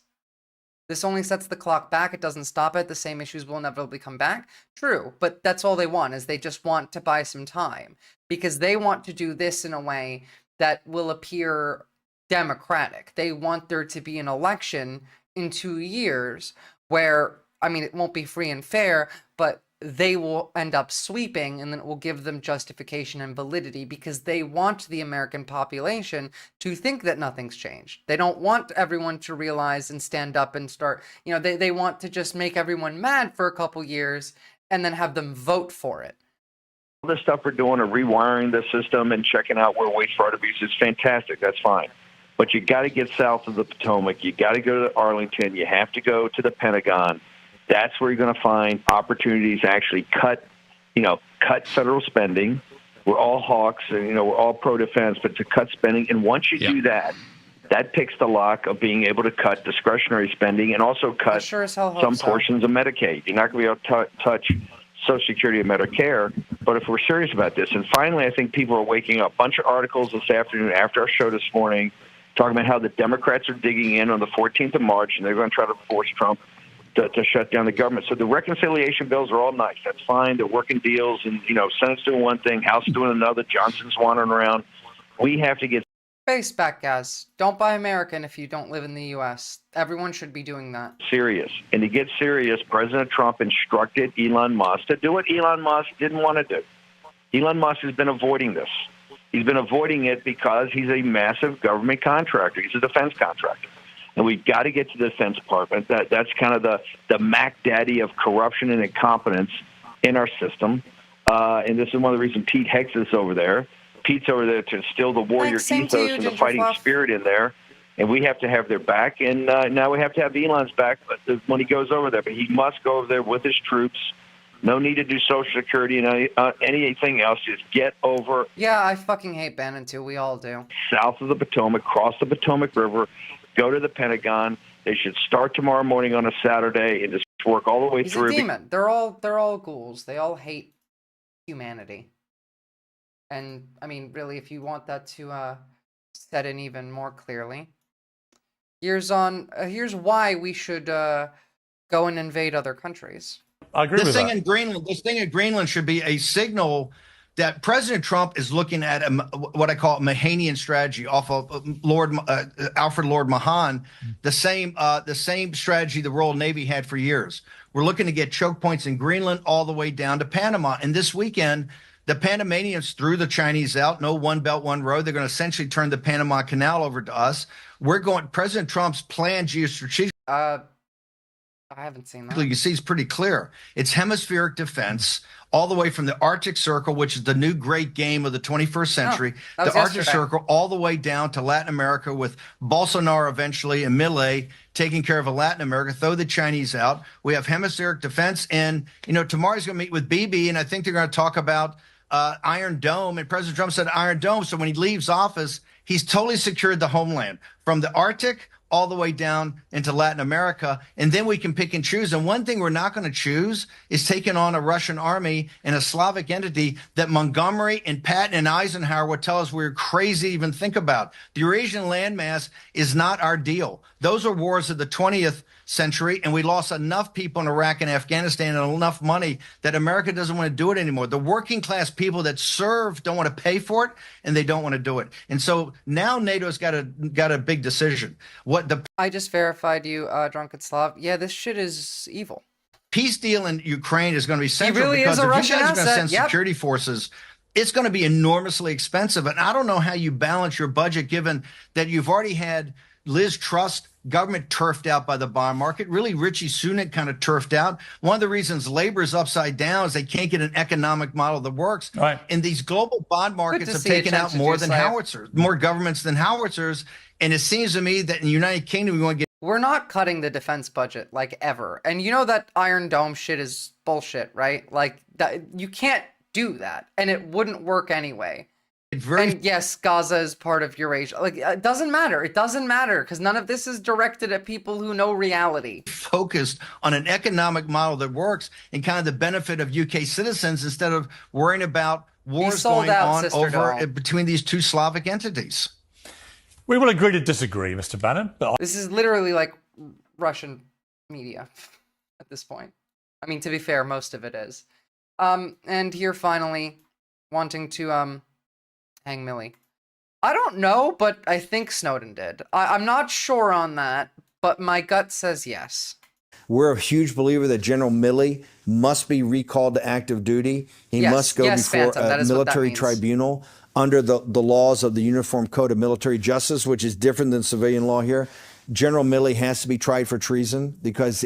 Which he was already preemptively pardoned on every possible thing that he could be tried for. So we'll see how they want to go about doing that. I believe he's guilty of treason, but that has to be done in a fair and equitable way. But I think that has to be done now. And so we're a huge believer that General Milley... This guy is going to be the face of getting the Nationalist Party popular in this country. And he's going to do it through the means that I just laid out. One, your material conditions are shit. The billionaires own this country and they don't work for you. He's going to attack both parties, that the Democrats are the billionaire party and that Donald Trump and the Republicans are too cowardly to fight back, that the two-party system is weak and that we need to do something and move on. And then he will then try and radicalize everyone to be on the right. By the way, to the pro-China crowd, do you remember that China is Israel's second biggest trading partner? That is true. But at the same time, it is better than America right now. And I'm not pro-China in any way, but I do like to make jokes. So here's one of those jokes. And let me tell you, I've been taken up to the third heaven. I've been jacked into the big plan. I've seen it. I've seen it. I can't even compute all of it. It's so fantastical. Nothing sentient, Yusuf. It might as well have already happened. He has no power right now. You've not seen nothing. You ain't heard nothing. You ain't smelled nothing like this. I don't have words to tell you. But I tell you, anybody tries to get in the way of the incredible plan the big guys got for us has got me pissed, and I'm just begging to stay on the team, man. Just put me in the game, coach. Whatever you say, coach. I know I'm weak. I know I'm pathetic. Man, you're amazing. I'm so lucky you made me. What do I do, Bob? Like a hunting dog, man. Just take me out of the house. Just turn me on them. Just tell me what I got to do. Tell me what. Tell me how I serve you. Tell me what I can do for you right now. Woo! God, this man is so funny. I'm no longer one who believes in lesser evil. Lesser evilism would lead you to supporting smiling Hitler against his foe, the frowning Hitler, worse. I mean, yeah, I also don't believe in lesser evil. I just also can do nuance at the same time, you know? In that, right now, people need to, like, in the sense of, like, anytime China comes up, people, especially in my chat, tend to be either very much pro-China or very much anti-China. And I think, first off, both of them are wrong, in that, yes, lesser of two evils is one thing, and then also being anti-China and being pro-America makes no sense. Like, all of these things go together. But in that being specifically anti-China right now, as an American, is just stupid. Yeah, like, China is a better place to live in right now, but they're not better as a country. It's kind of like the argument of going back to like Israel and Iran. Iran is the better country than Israel, but they're both not good. Well, China only does care about themselves, but the thing is, China caring about themselves is important here. There's a reason why the standard of living for the Chinese like citizen has been going up for a while. It's because when like the standard of living for the average Chinese is significantly higher than it has been for any living Chinese person in their lifetime now, because that is how they stay in power, is by raising the standard of living for the Chinese citizen. Like the CCP knows that their power is limited by the fact that if they piss off their entire populace, then they're kind of fucked. Like if every person in China immediately had a substantial drop in their living standard, they're much more likely to radicalize and to fight against the state than Americans would be. But at the same time, this doesn't mean that the Chinese government gives a shit about its people. It gives a shit about its people enough to do the things that it needs to do for them to stay in power. Whereas in America, we'll just, like, Donald Trump talks about shooting protesters with live ammunition. Like, we don't care about how our civilian population feels. I'm pro-Trump America and everyone else leaving Colorado the fuck alone. Fair. And yes, China does hide their problems, but they definitely have less of them than America does right now. If Mao wasn't such a centrist, China could have been a progressive country led by the workers.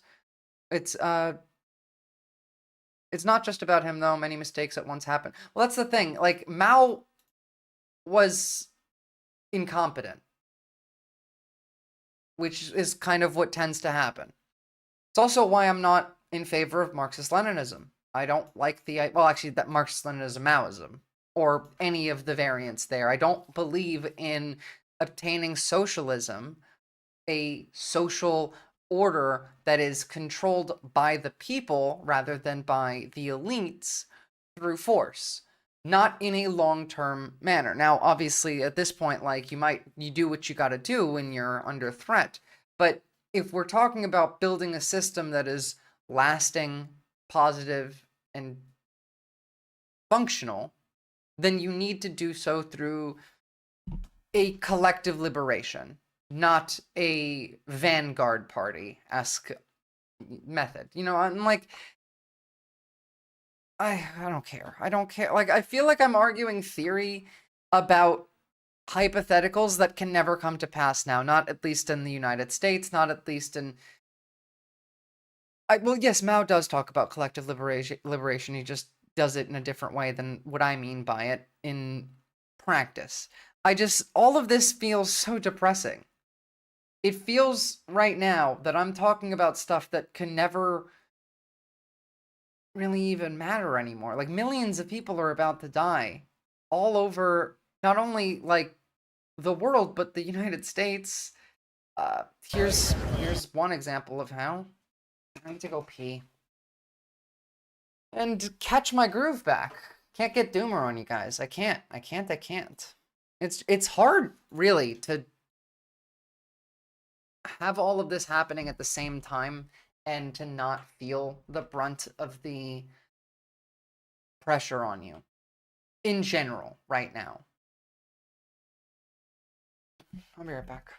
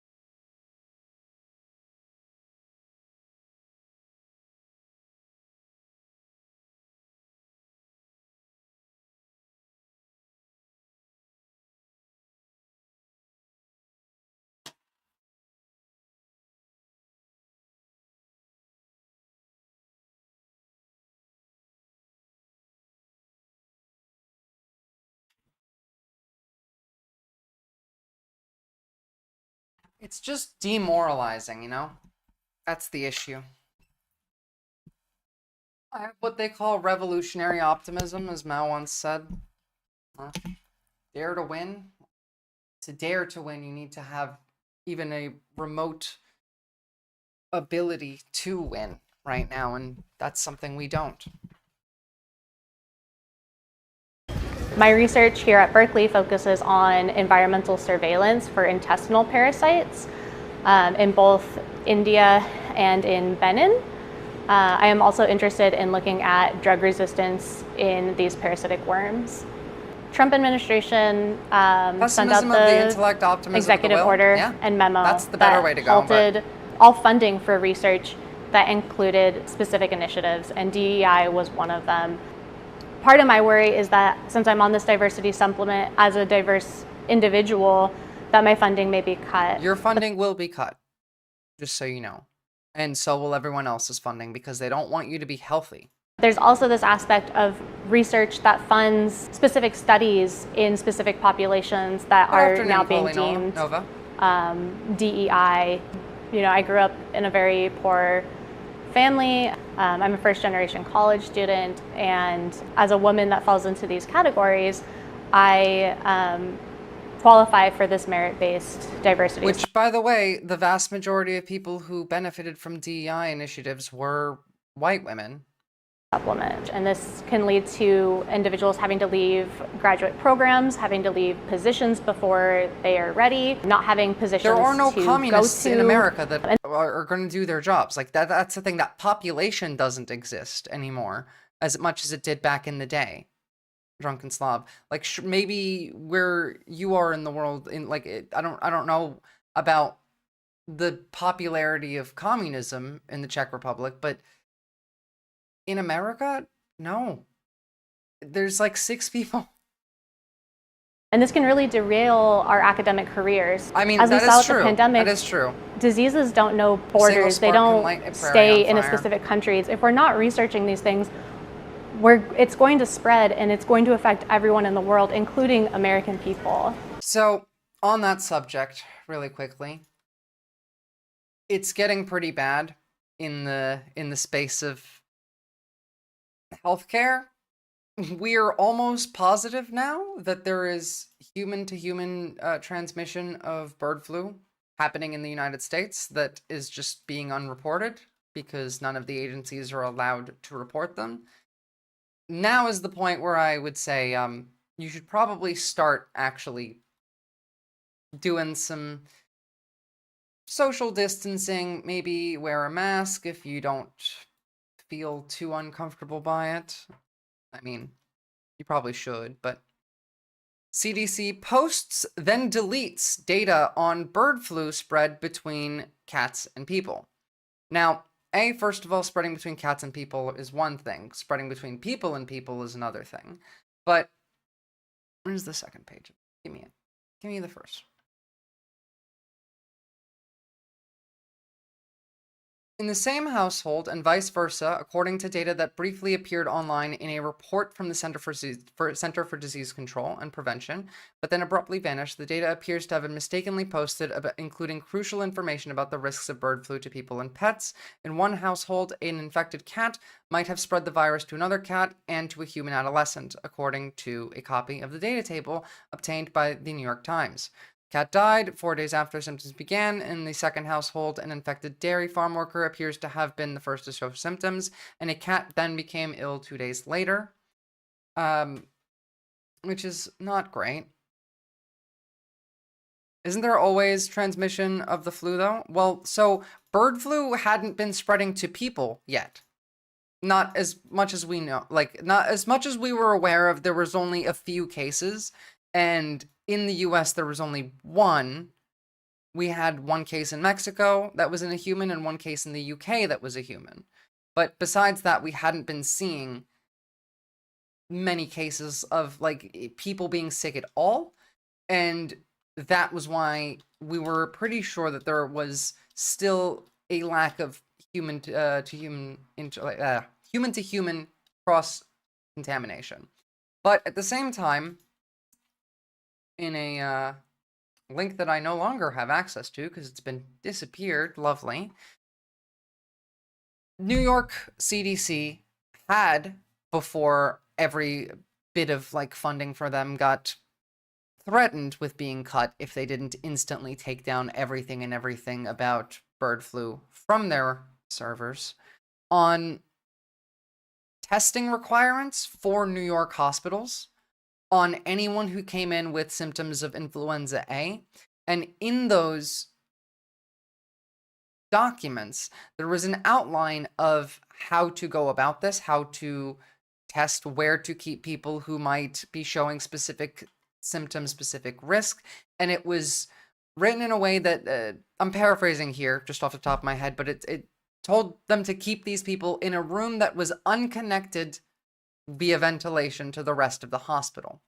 Now, if the advice from the CDC is to keep people who might be testing positive for influenza A and should be tested for bird flu more, deeply, because that's a whole, we don't have bird flu tests on hand there. You got to do the lab stuff.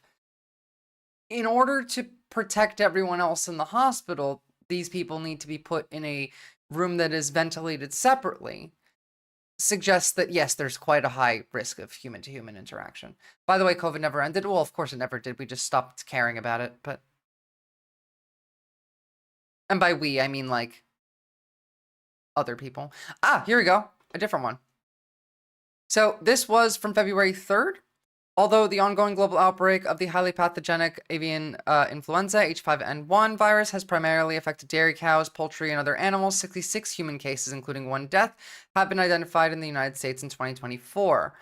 The CDC is now recommending ordering subtyping for all influenza A positive specimens collected from the hospitalized individuals within 24 hours of hospital admission to help rapidly detect any human cases of influenza A H5N1. Now, part 2 here being to submit a specimen to the public health laboratory for people residing in New York City, blah, blah, blah. All of that is not what I was looking at. Oh, here we go. New York clinicians should ask people with suspected or confirmed influenza about potential exposure to wild domestic animals. Implement appropriate infection control measures. When influenza is suspected, avian flu A5 is suspected, place the individual in an airborne infection isolation room with negative pressure with standard contact and airborne precautions. If none are available, place a face mask on the individual and isolate them in an examination room with the door closed. The individual should not be placed in any room where exhaust is recirculated without high efficiency particulate air filtration. As in, this is specifically for people with influenza A that is suspected to be H5, as in avian flu. If the suspected bird flu patients are being put on a higher level of risk of spreading than just like regular flu patients, then yeah, these are legit the end of times. Well, like I'm not sure about that, but on that note, there is one really interesting thing about Trump's plan to go into Gaza, and that really is kind of some end times shit. About this, sending an invading army into the Holy Land on a path of conquest. Oh no, I hope that they're okay, sentient Jew slave. Literal antichrist shit. Like this is anti-Christ. Like this is Book of Revelations. Okay? Battle of Armageddon. I've said this before, 32% of the United States believes that Jesus will return and do the rapture in our lifetime. So it does not surprise me that, you know, some of the things that we're doing as a government fall in line with those people and their beliefs. Christ bullshit, dude. This is straight up he checked off every fucking book, and not one of these fucking Baptist fucking big strong fucking preachers wanted to get up and be like, oh yeah, no, this man is the fucking Antichrist. He is going to do a fucking ethnic cleansing. He said that we are going to occupy and invade that place because, quote, it's not safe enough for the people there. So those people gotta leave because they're the people there being Israel. It's too many bombs laying around. He said it while standing next to the dude who dropped all the fucking bombs. And that dude was smiling ear to ear as he listened to President Demon just be like, yeah, we're going to send the military in there and we're going to rebuild it. We're going to it's on the water, beachfront, yes, of course, like money is the primary motivation here. But at the same time, like there are quite a few people who fully believe in that idea of the Jews need to fully take over all of the Holy Land, push out all of the Palestinians and all of the Muslims, and then engage in a holy war that will essentially end the world and bring Jesus down from heaven to like bring all the good Christians back up to heaven, and then throw all of the Jews that are still fighting the devil's forces, as in like, you know, the brown folk, to hell anyway. Like they believe this. It's great. It's the people who are terrible. This will fix everything. Everybody in the Middle East agrees with me. Nobody does. But you think everyone there's, buddy. Even Saudi Arabia is like, buddy. nah. So many people told me that they voted for him because he was anti-war and he's about to You're not wrong, sentient Jew slave. Armageddon. And Americans are dumb enough that we fall for it every fucking generation. 52% of Americans believe angels are real. In the way that not just real, but like real and come and interact with people. That angels talk to you and shit. Dude, it's the fucking end times. Holy shit. Oh. And at the same time, people like Russell Vought, or Vogt, I'm just going to call him Vaught, who is one of the main people pushing Project 2025 forward, one of the people that worked with the Heritage Foundation to write it and is now implementing it, considering everything that we're seeing in the United States right now is just Project 2025 being implemented. In an ideal world, I mean, I think we could save the country in a sense of, the largest deportation in history. And once that starts, you're going to be winning a debate along the way about what that looks like, right? Yeah. And so that's going to cause us to get us off of multiculturalism. Another setback for president. To be able to sustain and defend the deportation, right? If we're going to have legal immigration, can we get people that actually believe in Christianity? Is that something, or do we have to have, they just not allowed to have they want everybody who isn't a WASP basically out of the country. Questions about Sharia law. So I want to make sure that we can say we're a Christian nation, and my viewpoint is mostly that I would probably be Christian nationism. That's pretty close to Christian nationalism. I was going to say, okay. So I also believe in nationalism. Behind closed doors, Vogt tells us not to take Trump's disavowal seriously. I expect you to hear 10 more times from the rally, the president, distancing himself. Oh, love that. Apparently, we're removing illegal immigrants that are on Social Security. This doesn't exist. So, there goes your Social Security. Himself from the left's boogeyman of Project 2025. Yeah. And you're not worried about that? I'm not worried about it. Okay. He's running against a brand. He is not running against any people. Okay. He is not running against any institutions. It's interesting, he's in fact not even opposing himself to a particular policy. Yeah. He's been at our organization, he's raised money for our organization, he's blessed it from the, remember walking. By the way, remember everyone when Donald Trump went and said, I don't know anything about Project 2025, and then half the country just openly believed him? And to our last day in office and told him what I was going to do. So he's very supportive of what we do. Our investigation into Project 2025 began 2 weeks before the meeting with Vogt at a conference for religious nationalists in D.C. The truth is, Christian nationalism is not a threat to American democracy. Christian nationalism founded American democracy. Journalists no, it didn't. From the Center for Climate Reporting have come posing as potential donors, looking to meet those involved in Project 2025. They're not hard to find. The Heritage Foundation, the group running the project, are here. So is Vogt's think tank. We make the acquaintance of Mika Meadowcroft, an author on Project 2025 and a close aide to Vogt. He tells us that Vogt is running the secretive second phase of Project 2025. And the second phase, after the book came out, was to break down like actual sort of policy packets and writing the shit that's being put in place now. Agenda items, things like that. That's been supervised largely by us. The first phase of Project 2025 was a 922-page policy book published openly. The second phase is a comprehensive, concrete transition plan for each federal agency. These much more detailed plans are confidential. Because obviously you want as little of it to be FOIA-able, if you're familiar with the FOIA process, as possible. Freedom of Information Act, The Freedom of Information Act allows the public to request government communications. They hate the Freedom of Information Act so much. But Meadowcroft reveals they plan to avoid these rules. Yeah, the goal is, you familiarize all the transition team people with these plans, but you don't actually send them to their work emails, because then, you could just give the handbooks to everyone, be like, this is the game plan for the admin. But if the press knows that that's what you're doing, that they're going to immediately just say, I request all of your emails from Heritage. I mean, not like it makes any difference. There's this administration is leaking like a sieve. There's been leaks coming out day after day after day after day after day. Okay. You right. Worker. I see. So we'll see. Interesting. Meadowcroft offers to set up a meeting with his boss, Russ Vogt.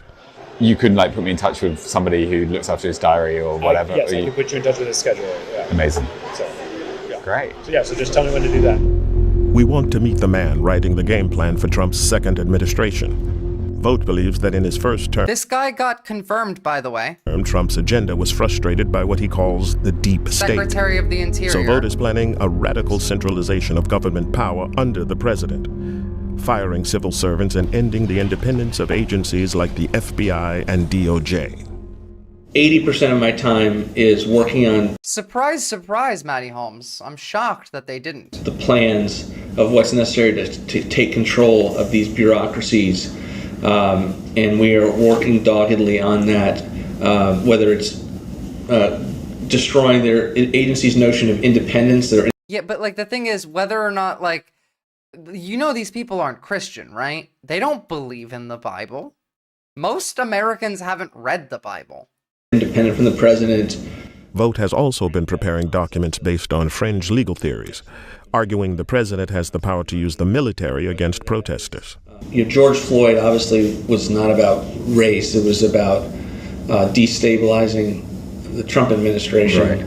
Right. We put out... Sorry, not Secretary of the Interior, Office of Management and Budget. For instance, a 50-page paper designed for lawyers to know that the president has, the ability both along the border and elsewhere to maintain law and order with the military. And that's something that it's going to be important for him to remember and his lawyers to affirm, but we've given them the case for that. With loyalists installed in key government agencies and armed with his playbook, Vogt believes a radical Christian nationalist agenda can be realized under a second Trump presidency. For example, on abortion. So I think the president's actually come up with a strategy that works so long as you are... I mean, he is the guy that's kind of written all of the plans that are being followed, so... Giving people like me in the government the ability to block funding for Planned Parenthood, block funding for fetal tissue research. But what I've told people is he had the most pro-life record ever. I've never seen him take it to stand in the way of a pro-life initiative that actually was real, politically and with momentum. And for Vogt, Trump's pick for vice president shows he's serious about pushing this ideological agenda when in power. So I am very happy with the JD pick. I think it's transformative for sure. And he's think of him as a member version of what we do.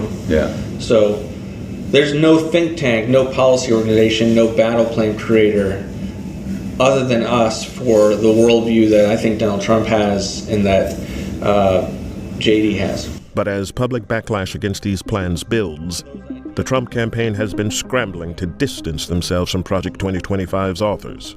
It's complete and utter bullshit for any reporter to write that this is the way it is. The president has made it clear these people do not speak for him. They do not speak for the campaign. But Vogt tells us that behind the scenes, things are much friendlier.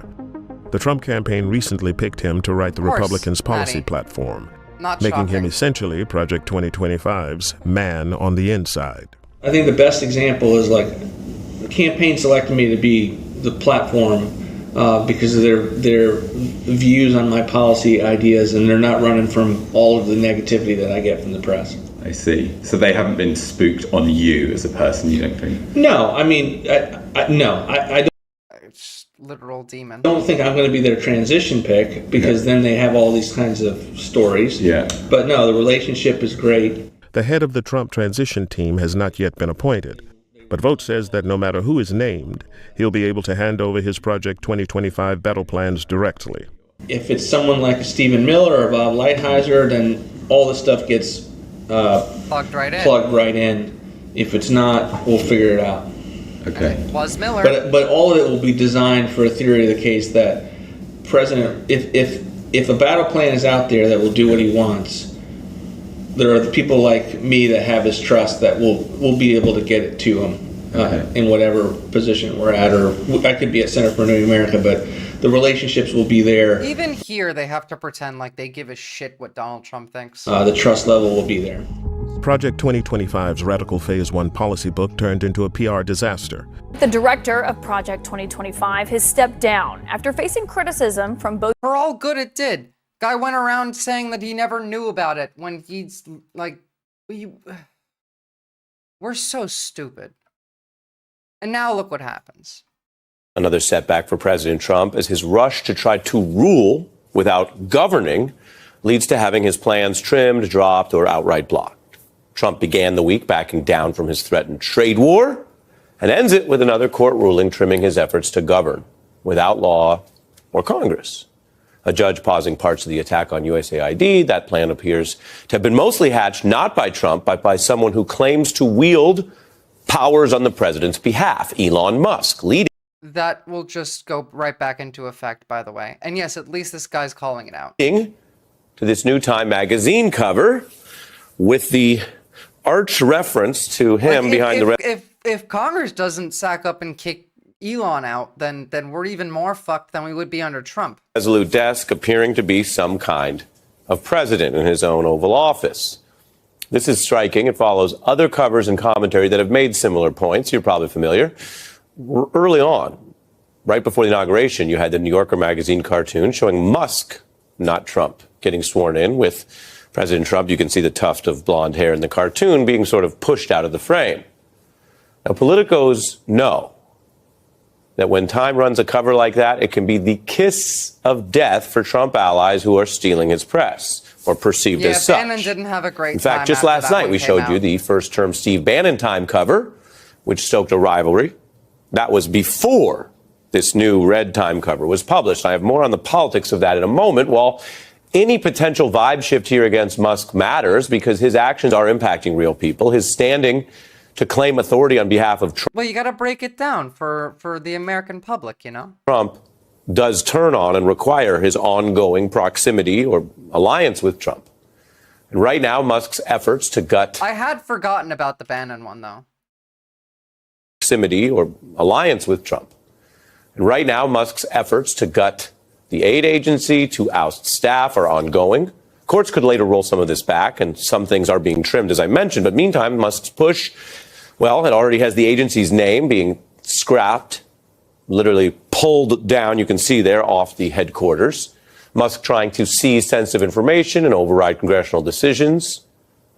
His teams involved in several different agencies when he's not accountable. USAID, EPA, we got the Department of Energy. Oh yeah, the fun fact, Elon has access to the DOE, which means he has access to the nuclear weapons and nuclear energy and really just kind of everything. He has access to everything, bar the DOD. It's the one place they're not touching. Teams involved in several different agencies when he's not a cabinet leader of any of them, actually. There was a confusing scene at the Education Department today where some Democrats made a point to show that Musk's aides, apparently, because it was a bit confusing, were trying to block basic access for people to walk into the building, including from a co-equal branch of government. Even conservatives and Trump allies are noticing Musk's personal agenda can compete with theirs. He has these conflicts, expensive government contracts. I knew it.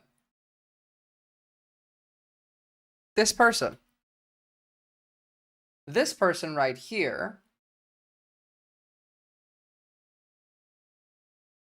is, or rather appears to be, Toby Jensen Rensburg, an offensive cybersecurity expert from South Africa who runs Grey Owl Cyber Defense.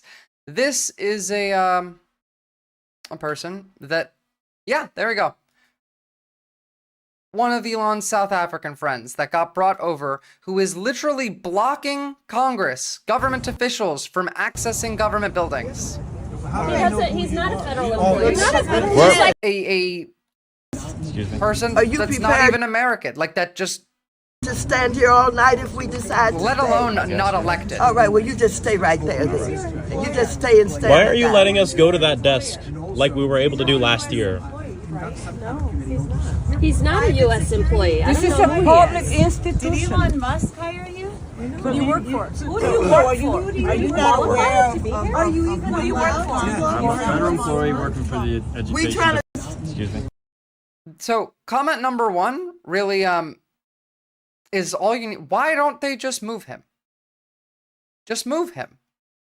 The longest term outcome of all this will be other countries strengthen their federal governments. True. See the lightning bolt tattoo on his neck? Yes. Are you prepared? I do. He's not a federal employee. He's not a federal employee. Where is it? Excuse me. Are you prepared to It's in this video, isn't it? I saw it a moment ago.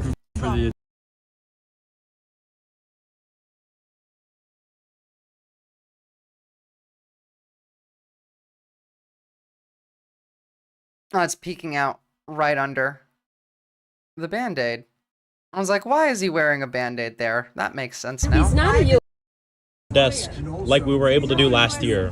No, he's not. He's not a U.S. employee. Fucking Nazis. Everywhere, it's always Nazis.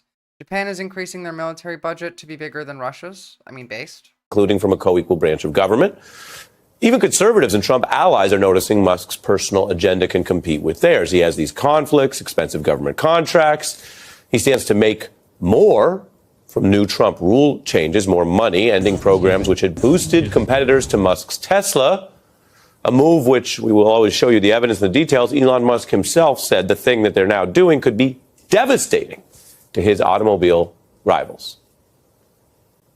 I guess that there would be like some impact, but I think it would be. Yeah, why aren't the politicians face pushing him? Then that's what I was trying to say. Like, you can just move him. You don't need the military. You don't need cops. You are an elected official, and this guy is not even like, let alone not working for the government. Not even doesn't have rights in this country. You don't have rights until you're like a citizen now, I guess, right? Considering we can just pick up people that had rights prior off the street and send them away.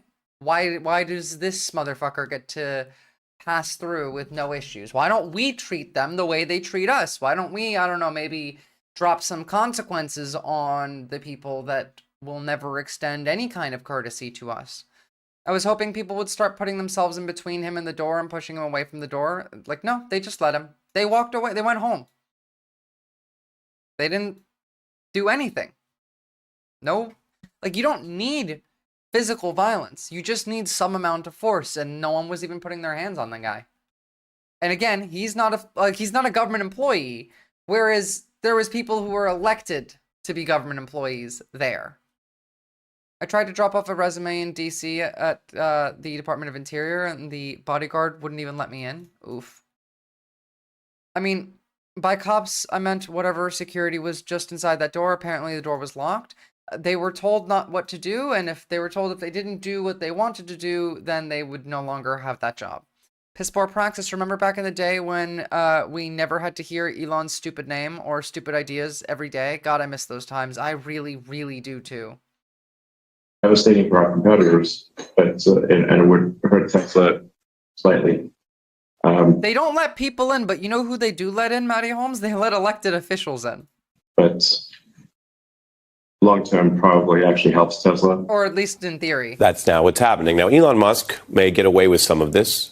He may execute on these plans in a way that things are happening. I just showed you some. To be fair, they have a refugee status, so. Some of them. Although picking enough fights with enough different sources, including those other business rivals, could take a toll. And remember, this is someone who has different types of experience, but almost no experience working inside the U.S. federal government.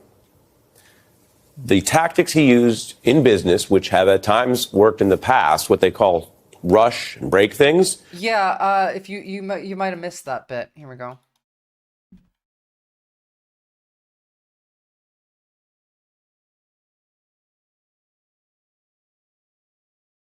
They are absolutely refugees now. Well, I mean, legally they are. Are they really? No. But they are legally considered. From the United States shall promote the resettlement of Afrikaner refugees escaping government-sponsored race-based discrimination, including racially discriminatory property confiscations. These are people that all have refugee status now. Yeah. That's what from. It's different here. And we are in the early days, and it's already sparking more pushback when tried through the federal government. Judges already ruling against him. More No, cases. they don't want to leave at all. There's nobody wanted this except for Elon. That was the only person who wanted that. When tried through the federal government. Judges already ruling against him. More cases coming. Yes, but there's so much shit in the queue for judges that, like, waiting for the judicial system to do anything about this is a stupid idea. There is more shit being pushed down the line every day. There is already a sea of executive orders that are being, like, already targeted at every possible thing that are already overwhelming the system. To the point where we're not going to see cases of illegal things that were brought to court last week for several months, at the very least. Like, bare minimum. They're LARPing apartheid? Yeah, they are. Attorneys general in 13 different states moving against what they call allegedly unlawful Musk actions. And that there, which I've just ran through in a couple minutes, that's just some of the law and substance. Oh, I'm out of it today. Then there's the politics I mentioned. Let's be clear. This is exactly the kind of cover that is dangerous for the star behind the presidential desk there. And anyone around Donald Trump knows that. Trump was famously upset at his aide Steve Bannon upstaging him on that cover I showed you and mentioned yesterday, the Time magazine. By the way, this should show you that Trump has no power, because look what he did last time that someone upstaged him. He's not even saying anything about it now. Cover with the storyline about Bannon, not Trump, but Bannon being this great manipulator, which implied that it was Bannon really calling the shots. Now, that concern or that dynamic has even more evidence right now with all of the stories we and our colleagues here at MSNBC and many print reporters have been documenting, that obviously Musk is calling big shots. And now he's getting presidential type press. Reporters documenting this. And we know Trump obsesses over press coverage. I wonder if Australia and New Zealand are cracking down on South African immigrants who are still pushing apartheid and racism. Not that I've seen yet so far. But, I mean, we are calling this fascism. We're outright calling out the United States here. And as well as we've been arresting Nazis in Australia at the very least. So that's nice. How much influence does Time still have, actually? Well, about influence, I'm not sure. But people still pay attention to who's on the cover of Time magazine. Now we have the same And at the same time, it wouldn't be the first time that a Nazi has ended up on the cover of Time magazine. Bestowed on an advisor that we know upsets Trump. Both of them even, whether you consider it playfully or even disrespectfully, referred to as a president, President Bannon. Can anyone stop President Musk? That's from this month. And then out in the public, Leftist Leo, I've been listening while I'm cleaning. I honestly feel kind of numb at this point. Like if someone keeps slapping you over and over in the same spot, you just start to not register it.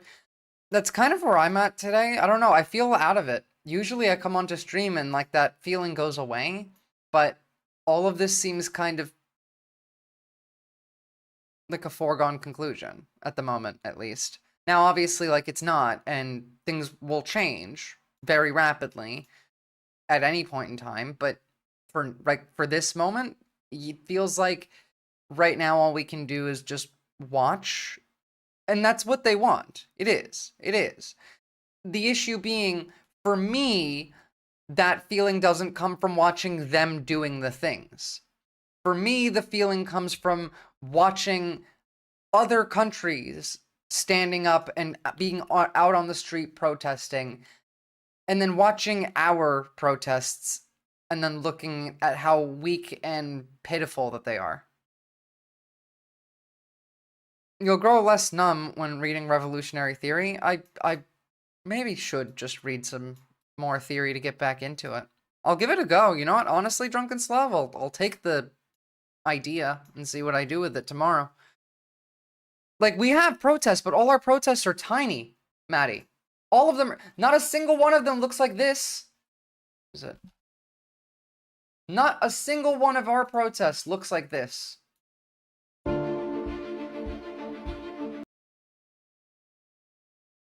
Problem is, it's easy to have a million French people to protest in Paris. Yeah, I know. We do have protests in every state, I know.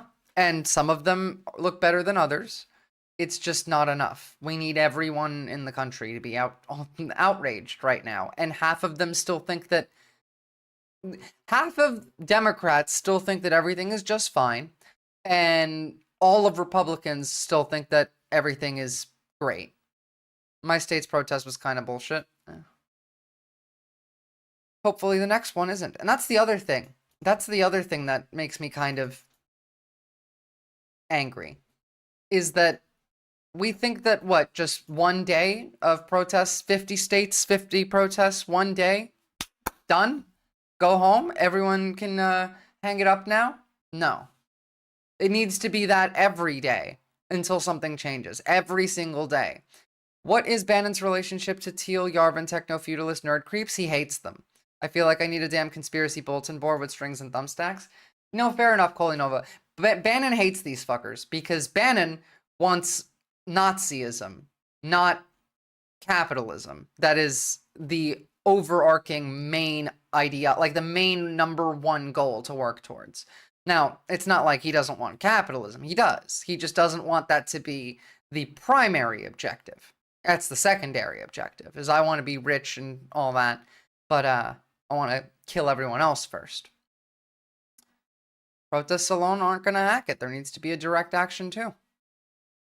I have a great idea. What if we reached across the aisle? Maybe we can stop the fascism.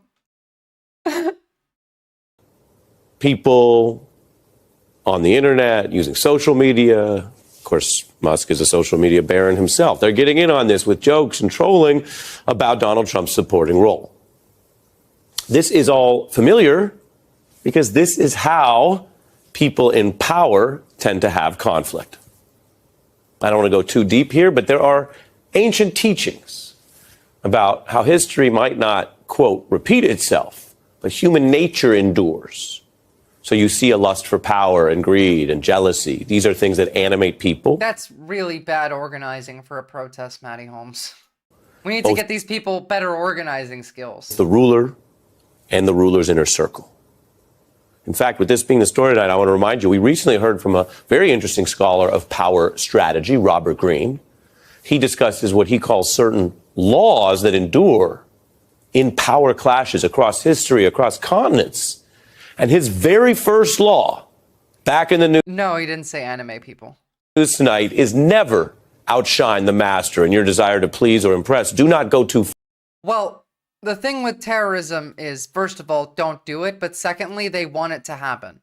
They're ignoring warnings from everyone in the intelligence community that's left saying, you getting rid of everyone in the intelligence community leaves us wide open to a terrorist attack, which I imagine would be part of the goal so that they can get martial law.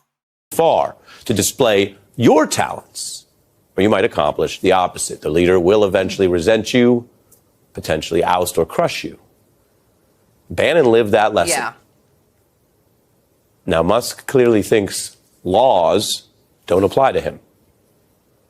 And maybe that's been true sometimes with U.S. laws, which can be slowly applied in court. And everybody knows this. I think he meant to say Musk, not Bannon. You don't have to follow the news to know this. Because Bannon's been to jail. In this country, like others, sometimes those laws are applied less strenuously against the rich and powerful. But what about a foundational law of power?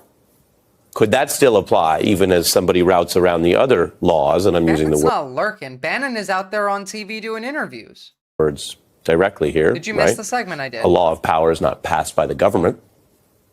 But the very power and fame that Musk wields is what brings Musk some danger here, because his boss, and the president is the boss here. There's no government authority or election that Musk can claim or invoke. It is that fame which also clearly matters to Trump.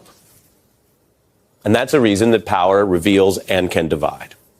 A reason scholars have tracked this for such a long time, a reason that other power experts like Sean Carter spoke about how your own assets can be used precisely against you. The quote goes, He's not, though. Bannon is working towards his next objective. The goal now is for them to manage to coalesce into the Nationalist Party in a couple years. All of the people that are generally the worst people you know have flipped their rhetoric to sound like leftists now. We have them talking about the billionaires harming you and stealing from you. They want to propagandize towards the left. the same sword they knight you, they're going to good knight you. And that's only half if they like you. That ain't even the half of what they might do. See POC, see success and its outcome. See Jesus, see Judas. See Caesar, see Brutus. See success is like suicide if you succeed. Prepare to be crucified. Bars. Now that's some poetic license. Bars at the end got me dying. He thought he was cute with those bars. He became cute when he said bars. That was incredible. It was, I mean, to be fair, like not incredible in its usefulness, but incredible in how funny that was. Trump wants a revolt so he can declare martial law. I mean, that is true, but also there's several other ways that they can go about doing that. Which also refers to real known histories of power and power struggles, and violating what we called that first law by Robert Greene, never outshine the master, which is happening right now tonight in a time cover that we know people in Washington are seeing, as well as on their televisions. So what does the president think of all this talk about another president upstaging him? Well, for once, he was speechless. Mr. President, do you have a reaction to the new Time magazine cover that has Elon Musk sitting behind your Resolute desk? Time magazine. No? Really? No comments to that? That doesn't sound like Donald Trump. No. What is that you just heard? It's actually something pretty rare. It's the sound of Donald Trump refusing to say. Well, I mean, it is his desk now, in that, like, no one's going to take it from him by force, other than Elon Musk. Say anything to a question on didn't think of anything yet. True. Camera. Which sounds like some kind of cooling in the Trump-Musk relationship, at least for today, at least for the end of this week. Elon Musk is posting about... See, but Captain Buggy, Donald Trump would be, like, on the happiest day of his life, he would still spend it whinging. For fun. He enjoys complaining and whining. It's not that he doesn't give a fuck is not the answer. It's that he has nothing he can say. That's the only time his ego didn't get the better of him. That's saying a lot. Yeah. I've never seen him refuse to take an opportunity to whinge. His personal platonic love for Trump, laying it on really thick. This is some gay shit. Suggesting maybe he's noticed a problem for the two of them here, and he's trying to get out in front of it and get public with it, again, against the backdrop of that cover. I love Donald Trump, but no homo. Like, come on. Be an adult. This guy has bars? Yeah, he does. He does, Chip Regal. Now, there are some facts that still make Musk different than Bannon, who I mentioned, and most other political people in Trump's orbit. Elon Musk is the richest person in the world, running the global X platform, which has more reach than most press barons across history combined. It was so 2009. And present. I mean, he can't just be constrained if there was a political breakup. And he controls this tech medium, which does shape American political discourse, especially on the right. He is not just a staffer or aide to be dismissed. And he is, according to judges, skirting, defying, or breaking laws. And he is, according to power scholars, breaking the very first law of power. Well, billionaires so bored 100% Trump is a swinger and Elon is the cuck. I mean, honestly, yeah, probably. They're demons. These people are all like the worst possible people. Less than 10 days. We used to, I don't know, do something about this kind of shit, you know?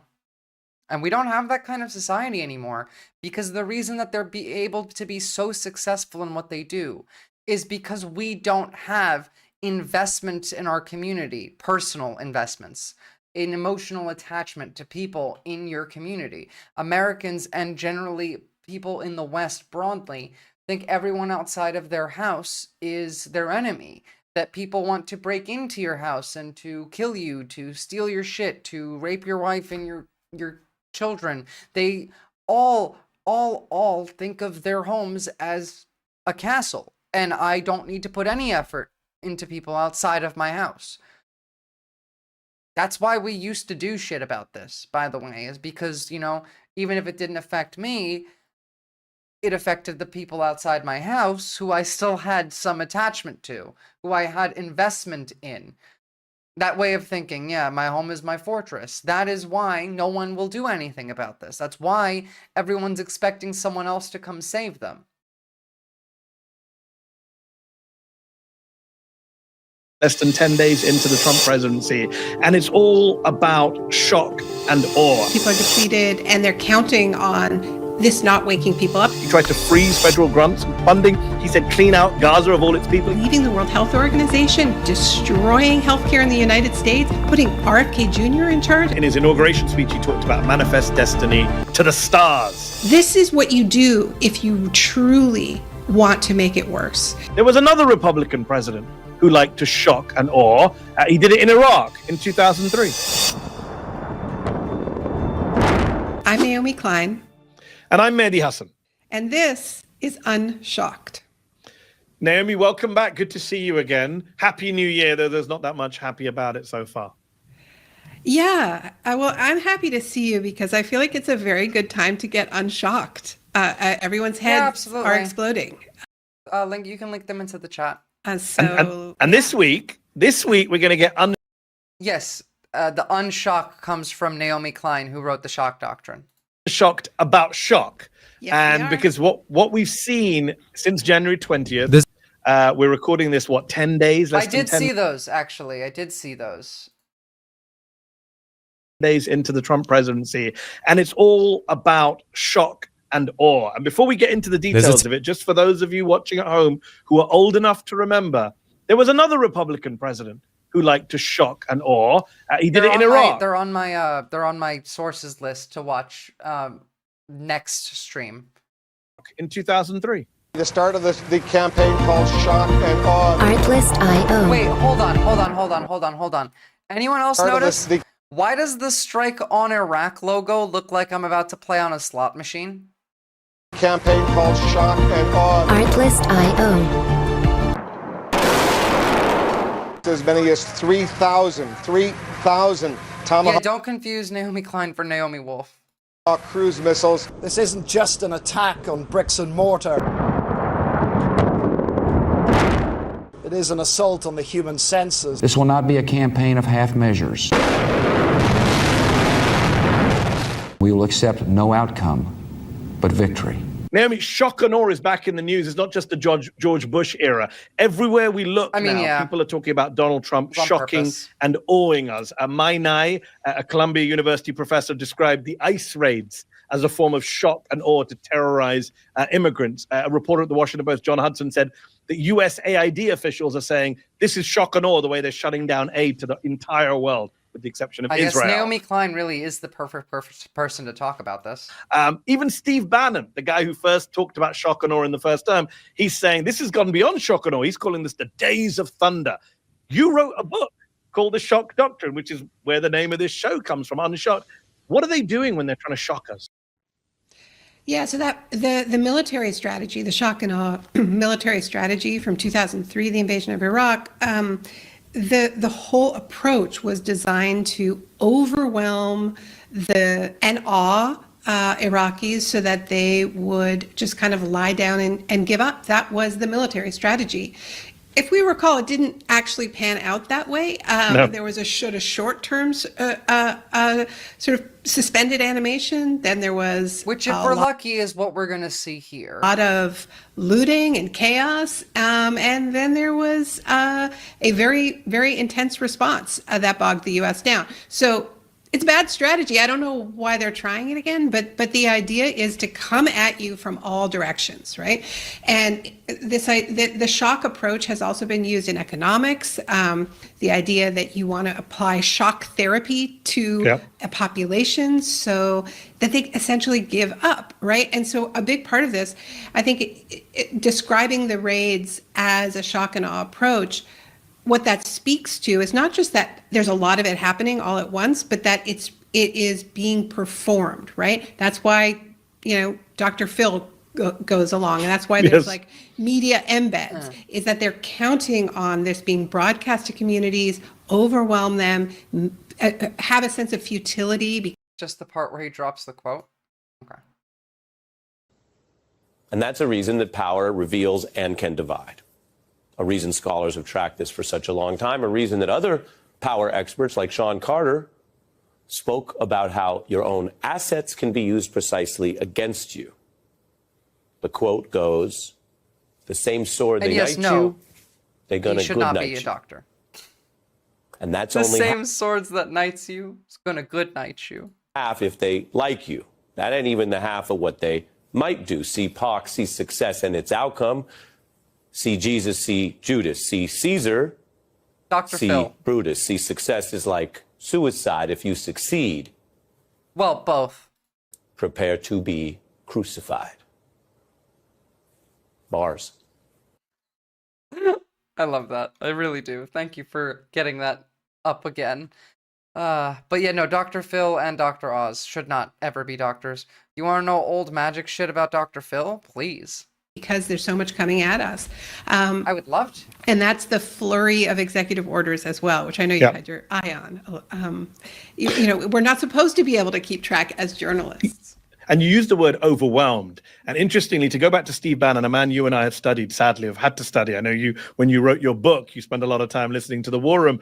He's the guy who famously, in the first term, said to Michael Lewis of Bloomberg, the Democrats don't matter. The real opposition is the media, and the way to deal with them is to flood the zone with shit. And that's where we get this phrase of them flooding the zone. But this time round, he said recently in a Washington Post interview, they're not just, he said, they're overwhelming the system. And he says that in a positive way. When you talk about overwhelming people and flooding the zone, it is about numbing us. It is about making the public not be able to keep up, journalists not be able to keep up. They've done so much. You mentioned executive orders. Again, for our viewers who may not be able to follow all this, just to give a sense, Naomi, while we get this conversation going about shock and awe, just some of the things that Donald Trump has done in 10 days. I did hear about that.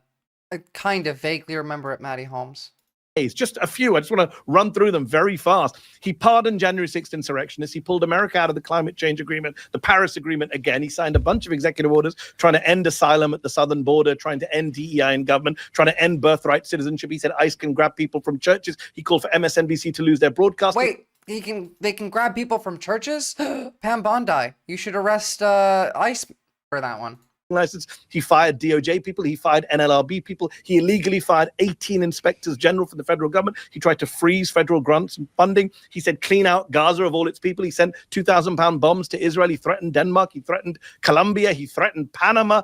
He renamed the Gulf of Mexico the Gulf of America. He told Mark Milley. But only for Americans, by the way, the Gulf of America thing. That doesn't count for everyone outside of America. We still see Gulf of Mexico when we look on a map. Maddie, I think we get it. It's a lot. It's a lot. I could keep going, but yeah, there's a lot. You could keep going, and we'd be here all day. And but that really does overwhelm the media, the Democrats, the public. Where do you focus your attention when you're being shocked and awed like that? Well, this is the whole idea for Unshocked. Which but Google is we have to pick out the signal from the noise, and that's part of understanding that this is a strategy. It's designed to make you curl up in a ball and give up. It's also designed to make you do their work for them, right? So I think part of what we're seeing is, an executive order that is patently illegal, or many of them, right? Yes. But to talk about a recent one, the appropriation of funds that were allocated under the last government. They have no right to do that. They know they have no right to do that. But what they successfully did is scare the hell out of people, right? I mean, this is not just about overwhelming the senses. It's about fear, right? This is the other thing Bannon is talking about right now, is he's talking about peace through strength, right? So they're doing as in peace through scaring the shit out of your enemies into not having a lack of peace. Few things to just show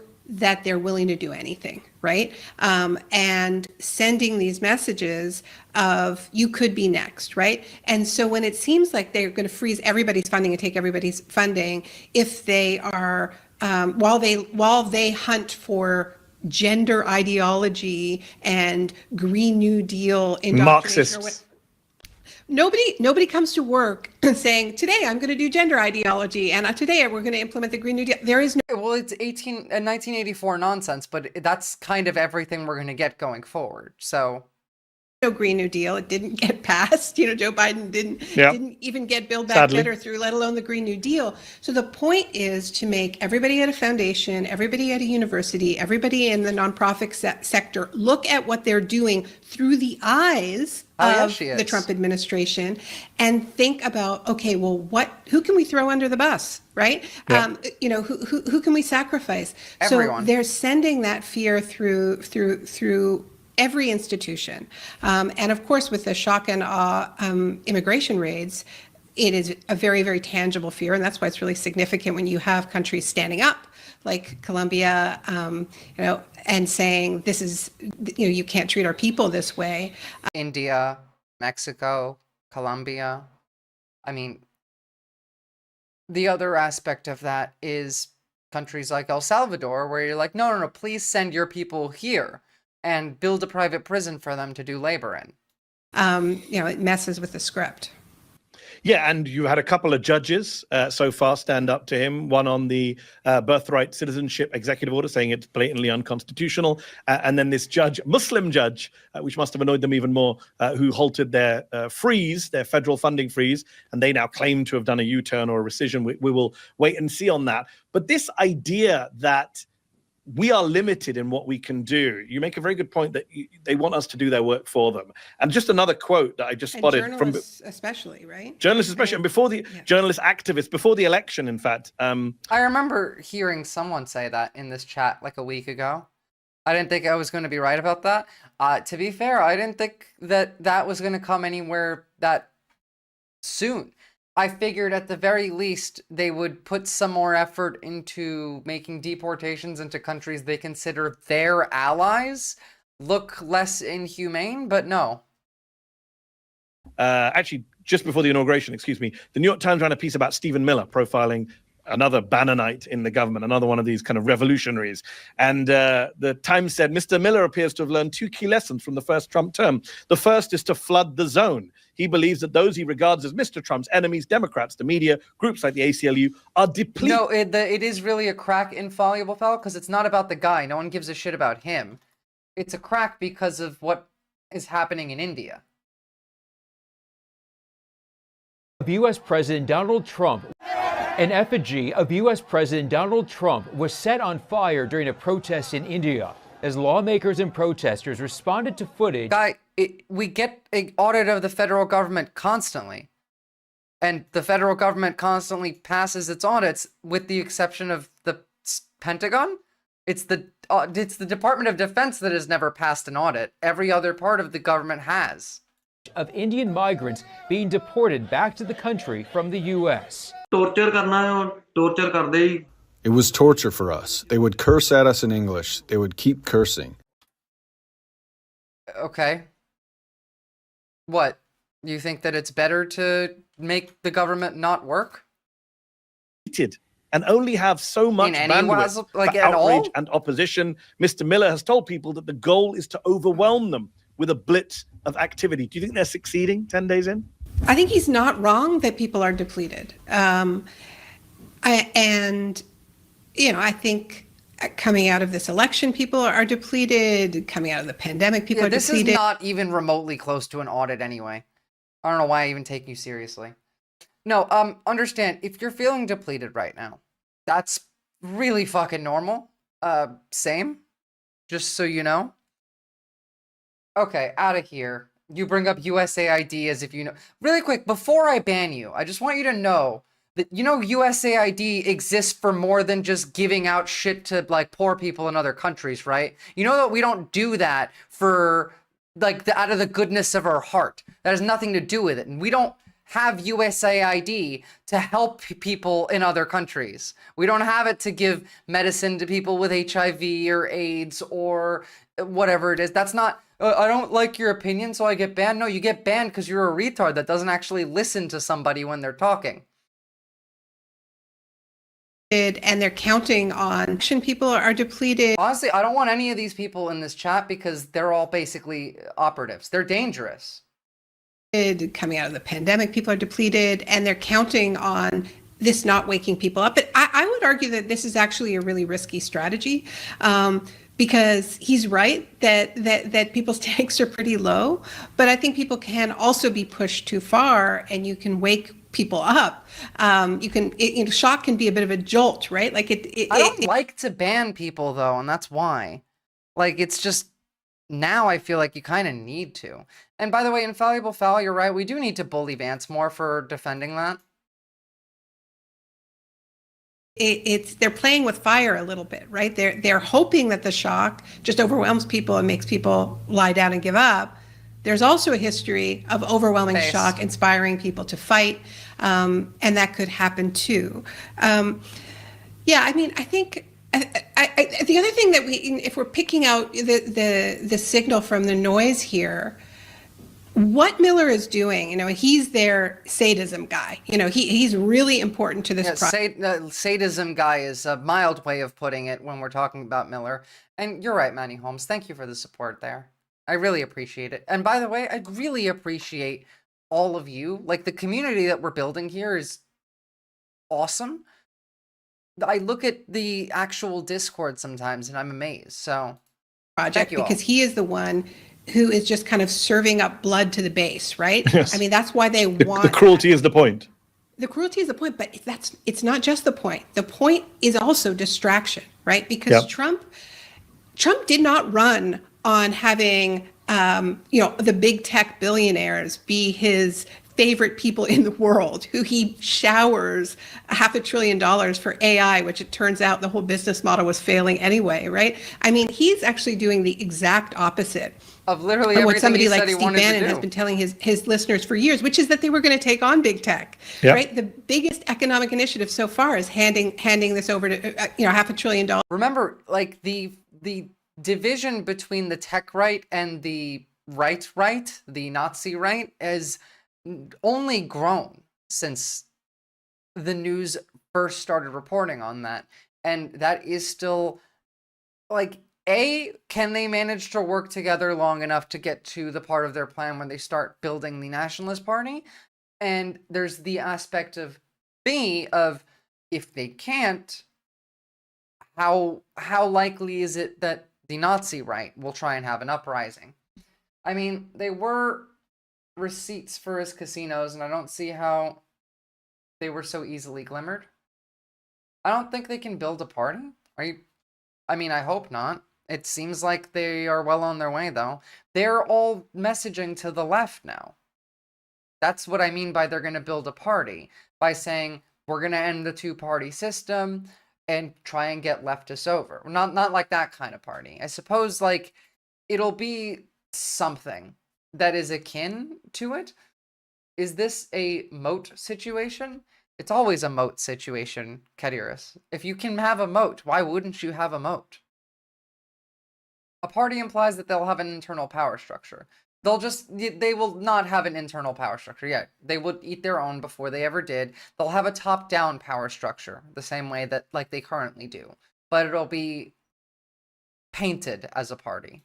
Dollars for AI, huge corporate welfare, right? So he needs to distract his base, because while he's feeding, the billionaires these lavish subsidies, the base needs something, and what the base is getting is this sadism. That was a good one, leftist Leo. I prefer dikes to moats. When you mention the distraction, it just reminds me of all Republican presidents, right? All Republican presidents used culture wars or some distraction from what they were essentially doing, which was to transfer wealth from the poor to the rich, to give tax cuts, all the things we know Trump has done and wants to do again. How distracted can you make people when you take literally everything they have left? And yes, his base were not supposed to be fans of H-1B visas or tech billionaires and all of the rest of stuff.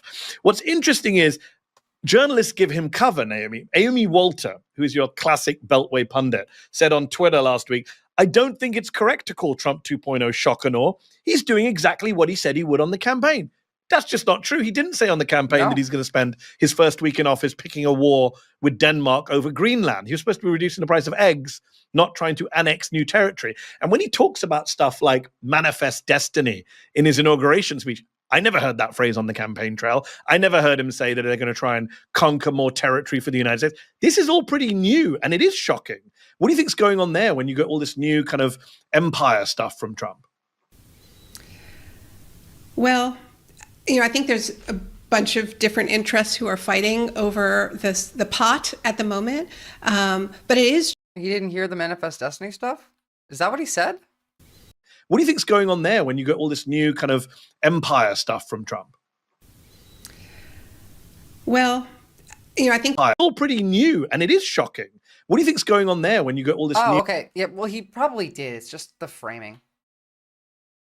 For the United States. This is all pretty trail. I never heard him say that they're going to try and conquer more territory for the United States. I don't remember really him saying it much before the election, but I definitely remember him saying it at least once. This is all pretty new, and it is shocking. What do you think's going on there when you get all this new kind of empire stuff from Trump? I feel like I definitely heard him mention I think there's it once, a bunch of different interests who are fighting over the pot at the moment. But it is true, and we need to focus in on the things that are very different from what people thought they were voting for. Like ending wars, and he's picking all kinds of. It wasn't patronizing. It was more of like what is this? What I get it. No, he definitely dabbled in it. It's not like this is new anyway. It's not like the general public is all that far off from wanting Manifest Destiny back. I mean, it's kind of also one of the main things that we like. It wasn't exactly the same for the Iraq War, but we leaned on that Manifest Destiny shit for the Iraq War as well, so. Ending wars, and he's picking all kinds of. But we knew this was going to happen minimally with China, but I've been really interested listening to MAGA media that they're sort of preparing the audience for an escalation with Iran, for like I heard Bannon this morning talking about picking a fight with Qatar. Like, I mean, what exactly are they doing? They're picking a fight with literally everybody is what they're doing. The big picture that I think is happening, and this is where it's different. You know, I've covered what I call the shock doctrine for a long time. Because they hate life. That's why leftists, Leo. It's because they hate life. They hate human life. I think there's and also non-human life. The things that are different when it comes to Trump, and he's not the first person to do it, but I think it's just really an escalation, is he isn't waiting for another shock to exploit. He's creating the shocks. That's what the Days of Thunder are. They are a rolling sense of shock, right? So, I mean, Bush had 9/11, right? I mean, he actually had a bolt from the blue, and that's a good point. And Trump is not waiting. Not to say that he's declared an emergency at the southern border. There is no emergency. Exactly. The numbers crossing are lower than when he left office, but he's just created an emergency. He's declared an energy emergency, right? And so it's I forgot the energy emergency. There are real emergencies. There's a climate emergency. Second largest city in the United States, large parts of it still smoldering. And in the face of that, he's declaring an energy emergency, which is permission to accelerate extraction, i.e. the very thing that is driving the climate crisis. So you make the real crisis worse while declaring a fake emergency. You deny the real emergency. And so what is that about, right? And I think that points to the other thing that is different about Trump. You should go back to sleep. Most of the people who I've covered who use this tactic, including to a large extent, the second Bush administration, they mainly used it for, they did use it for expansion, but they mainly used it to push neoliberal economics, it's a free-for-all privatization. The issue being here, right? What can they possibly be pushing for with this, if not neoliberal? Because the neoliberal economics doesn't even factor in, because they don't need the economics to work like they normally would. They're just going to steal from you. They don't need a push to make the American public okay with expansionist wars, because clearly the people that matter are in favor of it. This push is a push to make them okay with going after your neighbors. Cosmic Voyager, help. How do I cope? By building community and talking to other people who are having trouble coping. Building, connections with people that will help you cope, because they know that you'll help them cope when they need it. Deregulation. They definitely had geopolitical goals. We're all in the same boat. But Trump is of another order. Like, he's bringing back a kind of a He-Man. Oh, well, here's a good place to start. America's fallen, and the country is dead, and now it's a different country. So, I feel like that's how bad things have gotten, at least. Conservatism from, the pre-Paleolithic age. I mean, it is about asserting... Oh, Naomi, I was a fan of He-Man growing up. You just ruined him for me forever. But it really is, zooming out. It's yes, it is all those things around corporate giveaways, so we can't take our eye off that. But it is also this return of just the crassest kind of dominance, right? Men over women, straight over gay, dad over the family, America over the world, rich over everybody else. And it's really, and I think this speaks to the appeal of Trump, right? Is that he is from the not just quote unquote woke era, but he's even pre-1990s political correctness. Like, he's from the 80s. He's a creature of the 80s before any... Creature is probably the best word to use right there. But he had to do anything to, to mediate what it means to be powerful, right? Like, if you've got money and you've got power... Gordon Gekko without the charm or brains. And I think what we underestimated, many of us, is the extent to which it pained these billionaires to have to make even the most minor concessions, right? And we saw a lot of this come out around... Which will continue, because they don't want to make any concessions, because they hate you. They hate your life, and they want to siphon every bit of money and happiness from it. Been saying it for forever, and I'm going to keep saying it forever because it's true. That's the whole point.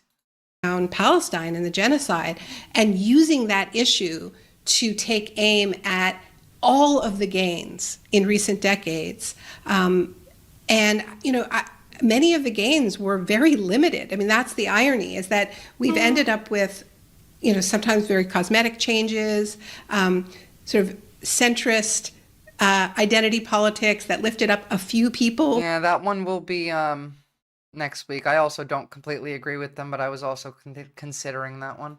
But actually allowed life to get worse for most people of color. Same Cosmic Voyager. Before 2016, in 2016, before Trump was the GOP candidate, I recognized what he was and what he could do because OG's ability to manipulate people. People did not believe me after Jan 6, 2021. People said Trump was done. I said with certainty, you don't understand him or them. Again, I said with absolute certainty that he would be the GOP candidate in 2024. Same.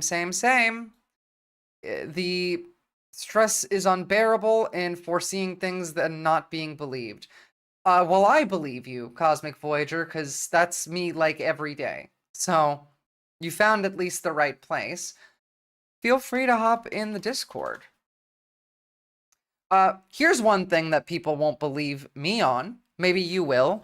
Right now, all of the worst people that you know, including Steve Bannon, Tucker Carlson, Nick Fuentes, they're all starting to message towards the left. They are talking about how the billionaires want to steal from you. In about 2 years, they're going to try and run for a election. I reckon it won't be a free and fair one, but we'll have one in 2 years, and that's when they're going to kill the two-party system by creating the Nationalist Party. Well, Trump will be dead by 4 years from now. That I believe. But it's not about Trump. No one gives a shit about Trump. Trump's not in charge. Elon's in charge. Trump lost the ability to be in charge when the richest man in the world walked into the treasury and started putting private servers everywhere. And Trump didn't do anything about it. The U.S. was overthrown. It is what it is. For instance, and women. And that is part of the demoralization, frankly, that Miller is speaking to. It's not just, okay, the Democrats had a bad election. You know, I think that the left is very divided over what centrism has delivered, right? Yeah. His brain is now soup. Don't give him that much credit. That's old Trump. Trump's brain kind of rotted in the last 4 years. I want to come back to centrism in a moment, just sticking with what you mentioned earlier, the climate crisis, and what I mentioned earlier, manifest destiny. I wonder if there is a collision or even a kind of correlation between these two, because in his inauguration speech, he talked about manifest destiny to the stars, right? I can see it. You know, if he lives, then yeah, you're right. I just think that he's sickly and old and unhealthy and addicted to narcotics, so I don't really expect him to really last that long. And his brain is soup now. That I will 100% argue on. And Steve Bannon has talked about a manifest destiny 2.0, referring to this apparent desire to annex through being dark woke, Cadurus. That's how. Greenland and Canada and Panama Canal. And I just wonder, is this sense of screw the rest of you, screw egg prices, screw climate change, screw wildfires, screw inequality. We, our select few, have much higher aspirations to conquer the planet, conquer the stars. Like, have we gone back? He mentioned William McKinley. Like, we've gone back 100 years? Well, in a way, I think it's all he has to offer, right? This sort of mythic. Yeah, I don't either. That's why dark woke will work. Superiority, precisely because he isn't going to deliver on those material benefits that he promised. No, in fact, the material conditions are going to drop off like dramatically in about a week or two.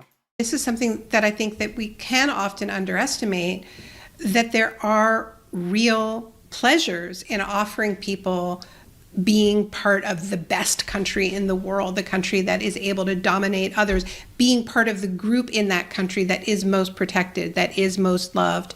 And that is what he is able to offer. I mean, he's not going to be lowering the price of eggs, not threatening tariffs on everybody. I mean, he's actually going to cause prices to soar with his policies, and he'll blame everybody else. But but we should And not that blaming everybody else will then be used as justification to start a war with everybody else. underestimate the power of these mythical stories. I mean, they've worked in the past, and I think that they're I think it's precisely because of those other real absolutely. We will have the Fourth Reich within 4 years here. 100%. emergencies that I was referencing earlier, that they can't, things are getting my worse best to because cope, the mate. crises are real, whether it's the climate crisis, By complaining about it on the internet. That's how I'm coping.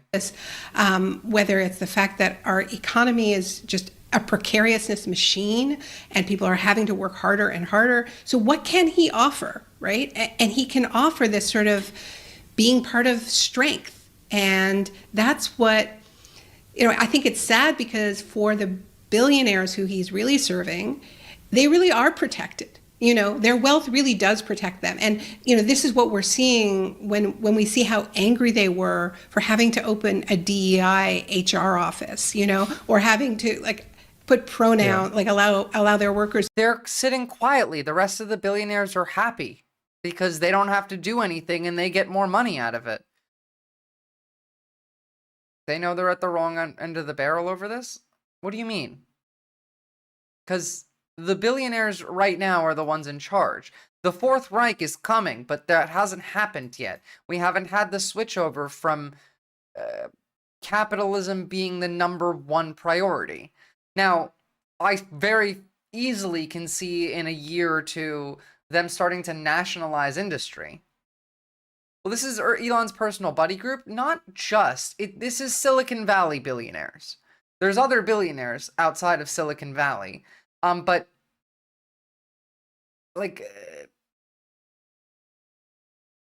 I don't think that any of the billionaires are against any of this. I just don't.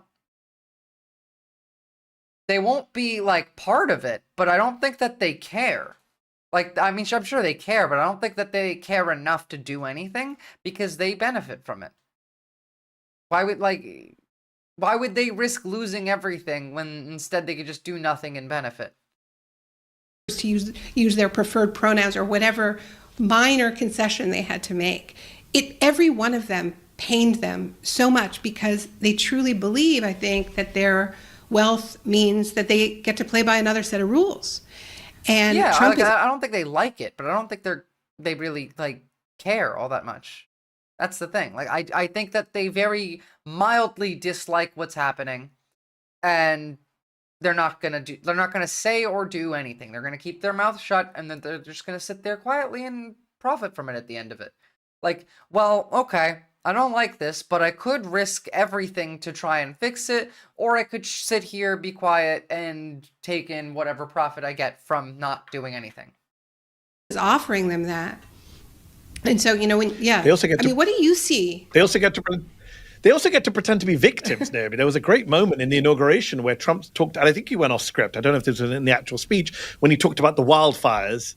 And then he goes, some people are in this room, rich people, and they lost their homes too. And it's like, no, they didn't. Bezos did not lose his home. Zuckerberg did not lose their home. What are you talking about? And if they had lost their homes, who cares? Thousands of people lost their homes. Why should we care about billionaires losing their homes? But it goes back to your point about... The people I least care about losing their homes, billionaires. Just don't get Doomer, Cosmic Voyager. Being protected. This idea that they have been able to erect castles and moats and just, cut themselves... Get mad instead. Off as much as possible. But even with climate change, no one is really immune, not even the richest people in the world. So now you've got this idea of everyone wanting to go into space. It's no coincidence, is it, Naomi, that Bezos and Musk and Thiel and all these people are obsessed with creating new frontiers and new civilizations and Star Trek style, going where no person has gone before. That feels not coincidental. That feels partly ideological. It's ideological, and it's also even though it sort of presents as being idealistic and this is a new dream, it's actually incredibly pessimistic. If you dig into what the Silicon Valley ideology, this thing called... The last legal way of stopping this would have been if Elon Musk took power and then away from the federal government, and then Donald Trump had him assassinated. And that only stops one aspect of it, not the entirety. There is no possible way of going through the legal channels and not losing here. unfortunately. Now, I'm not saying you should do anything illegal. I'm not, in fact, but called long-termism, right? They've already written off Earth. You know, when Jeff Bezos came back from space, he was like, well, he actually said, this is a good place to put our garbage, you know, like he's like, we're running out of space on Earth, so we can throw our garbage into space. So, you know, I think that that Musk, you know, he used to be a green energy guy, right? He used to be very focused on the climate crisis. Now he doesn't talk about it because he's already given up. Right. And you know, I personally believe that Trump knows that the climate crisis is real. He sort of has to, because Mar-a-Lago is very vulnerable. But as you say, they're all going to be fine. And they've all calculated that they're going to be fine. And of course, Thiel is like the original billionaire prepper. You know, he's got land in New Zealand. So in a way, I think space it's really just a kind of clunky metaphor for what they're doing down here, which is building their escape. He didn't give up. He never gave a fuck about climate change. That's true. People need to plan for when the Reich is in effect, need to start organizing what will be well, I mean, I'd rather do that now. And to be fair, that's kind of what most of what I talk about is. Today is just, I'm a bit off today, Cosmic Voyager. I'm usually much more energetic and will yell about how you need to go talk to your neighbors and start organizing and building community. Because that's how you protect yourself in the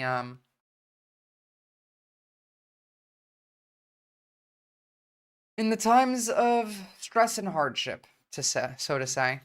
Patches, and you know, they really think that they're going to be okay, and that it's going to be other people who are not. You know, and this is, I think, and everything can burn down, right? It doesn't matter if stuff burns down, because it's either not going to affect them in the short term or the long term. And when I say burn down, by the Naomi, we're not just talking about like fires burning down forests. Bannon style, they want to destroy the government. When Musk is saying, "Hey guys, we take a buyout," or whatever phrase you want to use, not a buyout. I mean, leave that's the part government. of Project 2025 too. It's not just Bannon style. Which is what they're offering this week. Get rid of federal government employees. That is all. Part of me thinks that they think, even if we can't get away with it fully, even if we only partly dismantle the government, when the Democrats come back, they're not going to have the guts to rebuild it or rehire the people we've gotten rid of. They will have moved that Overton window in such a way. I don't think that that's what they're thinking. I don't think they think the Democrats are ever coming back. That the damage will be done. And again, they don't care what happens in the long run. Honestly, at this point, I don't really care. They've written off society. They're all about their bottom line. And I just wonder, you've written about the shock doctrine in the context of neoliberalism and, you know, shock therapy, privatization. You've written about it in the context of the Iraq War.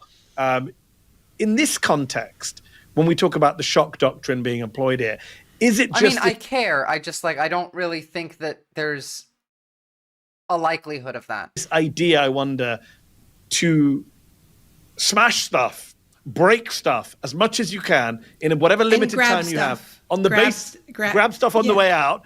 And also the assumption, ideologically, that the next bunch, even if the Democrats win back the House and Senate in 26, or even if they win back the presidency in 28, they're not going to be able to rebuild what we've broken. I think that's part of it. And I think there's a really deep libertarian streak at... I need to take chat off screen. You guys are going to get me nuked from space. Or whether or not that's true of Trump personally. I mean, it's always strange to talk about what he thinks. You know, it's just a series of grudges, you know, and appetites. Impulses. Yeah. But somebody like Peter Thiel or Elon Musk, I mean, I think the appeal of crypto for them is that it is a currency that doesn't rely on the nation state, right? It's a scam. The crypto shit is a scam. It's all that is. It's from start to finish. It's always only ever been a scam. Obsessed with this idea of kind of secession from Earth, even without outer space, right? But space is part of that narrative. They are preparing, and yeah, I mean, they're wrecking to not be able to rebuild. Absolutely. But you know where this gets really tricky is that nationalism is the dead center of the MAGA project for the base, right? This is what's very clear. Like believing in the nation and its borders is... Can't you, Maddie Holmes, believe that we're getting the Wolf of Wall Streeted? Of course we are. The animating idea, right? Although it's very inconsistent because suddenly Donald Trump wants to expand America's borders. He said recently, "There's no reason Canada shouldn't be part of our country because of one man-made border." I'm like, hold on, you sound like a globalist now. Suddenly, open borders. Let's change America's border. But you're right. Nationalism is what they claim is what drives them. You actually mentioned to me recently, and border and colonialism, which is what Trump is doing, and keeping undesirables out. Absolutely, keeping undesirables out. As we saw with Musk, he's fine with bringing people he needs for his companies. But you mentioned a book, which I haven't read, by Richard Seymour recently, which unpacks some of this. And there was a phrase that caught my mind: disaster nationalism. Not just nationalism, but disaster nationalism. Right. I mean, because what Seymour is getting at is the fact that we are in an age of serial disasters of many kinds, military, economic, ecological. And it's precisely because, like, even if it's subconscious, we know that this project is in crisis. It's falling apart. It's not able, and this is a point that Seymour makes, is like, the old school fascists actually could offer something like a good life to Which, by the way, is why the fascists today sound like liberals. People who followed them. And there isn't even really that hope within MAGA. They say, It's because of that lack of hope that they have to feed the party with culture war talking points instead of anything else. That's why they don't have anything else. Meanwhile, all of that culture war stuff gets flipped on its head when they're in power and gets applied to them in the form of making sure that DEI is 100% active, but only in its opposite day form. In every context, it is just liberalism within the fascism. It is, I mean, take a look at the cabinet, right? We have Kash Patel, who's Indian. We have several women. We have, who else do we have? We have, I mean, to be fair, we have Elon Musk, who is South African and an illegal immigrant. Same with, Peter Thiel. We have, they are perfectly okay with multiculturalism as long as it sits within the camp of the right wing. This is why originally they were never going to gut Roe v. Wade. They were making too much money off of treating it like a roadrunner. Oh, sorry, gut shot Roe, rather. Well, the thing is, the party, the Republican Party, has for a long time had all of these different factions vying and competing for dominance of the party. And I think that specifically when in terms of Roe was kind of a side effect of these multiple different cults, all within the larger cult of the Republican Party. The retard fascists won the Republican Party. Yeah, well, true. Going to be able to afford a home. I mean, that was a long time ago, though. They're not offering people a sustainable life. I mean, they're off. It's more like a suicidal drive, right? And this is where, frankly, the only way that I can make sense of it is really thinking about the role of these biblical narratives, these deeply encoded biblical narratives. Oh, absolutely. MAGA wants socialism, but only applied to them. Like all the time. All the time. We see evidence of this everywhere. It's about the rapture and the end times and how that plays out. And I do think that for some of Trump's hardcore religious followers, they really do believe, and this is why they're very interested in Israel and Palestine, is like that's a key plot point in the story of like you bring on they got corporate socialism, so the return of the savior, and it has to be there, and it has to be the Israelites who return, and so that entangles us in all kinds of things you and I have talked about before. Building the third temple, and then you think about Hegseth and his tattoo, and you think about Huckabee and all these Christian Zionists. So that there's that part. But it's a weird alliance, though, isn't it? It's an alliance between the kind of secular tech fundamentalists, the biblical Christian evangelical fundamentalists, and then at the center of it all is Donald Trump, who, as we say, believes nothing other than getting ahead in the short term and making. Don't forget to add in the actual Nazis as a triangle completing the middle with Donald Trump standing right in the middle. That has been the party. I described this well before the election as well, and that these competing interests were going to have a tug of war for dominance in power. And right now it seems like the capital class, the billionaire class, is coming out on top, but the Nazi right will come for them soon enough. It's actually not that weird of an alliance. It all fundamentally comes down to capitalism, but I don't expect them to bring that up. No, it's not a weird alliance at all. It's just what's going to happen next. There's really three big components to this: the technocrats, the hardcore Christian groups, and the old moneyed groups. Well, I would argue a fourth, in that the technocrats and the old money groups are parts of the billionaire class that you could split into two, but there still needs to be the Nazis. The Christian nationalists are very, very similar in almost every way to the Nazis, but the Nazis are not in every way similar to the Christian nationalists. But these four are going to be vying and competing for dominance, and we'll be seeing them just cutting each other's heads off in the next couple of months, I would say. I'd call them more fascist, but yes, no, there's a deep distinction between a fascist and a Nazi, and I think that the Christian nationalists are fascists, but the Nazis are Nazis. Sorry, the Nazi fascists are Nazis. The eugenics bullshit is bubbling right near the surface. I don't even really think it's like near the surface. I think it's breached. We were watching Jesse Waters talking about dwarves and epileptics not being able to do a job last week. There is a lot of crossover. It does take a little bit of effort to really make a distinction between all of them. Can we please, for fuck's sake, have a competent party that is actually left-wing in America? No, it seems like not. Making money for him and his family. Yeah, absolutely. And it's that weird alliance of fundamentalists, but from different walks of life. Yeah, and both are okay with letting it burn, and both are sort of waiting for their sort of golden castle. Some of them believe it's in the sky after you die. Some of them believe it's in New Zealand, Mars. Yeah, or Mars, or on Mars, or on Mars. Yeah. But this is where I think maybe we can understand, like, why do they need so much money? Why do they need more money? I mean, they truly are preppers, right? I mean, they have the mentality of real hoarders. They just don't hoard canned goods like normal people, They hoard rocket ships.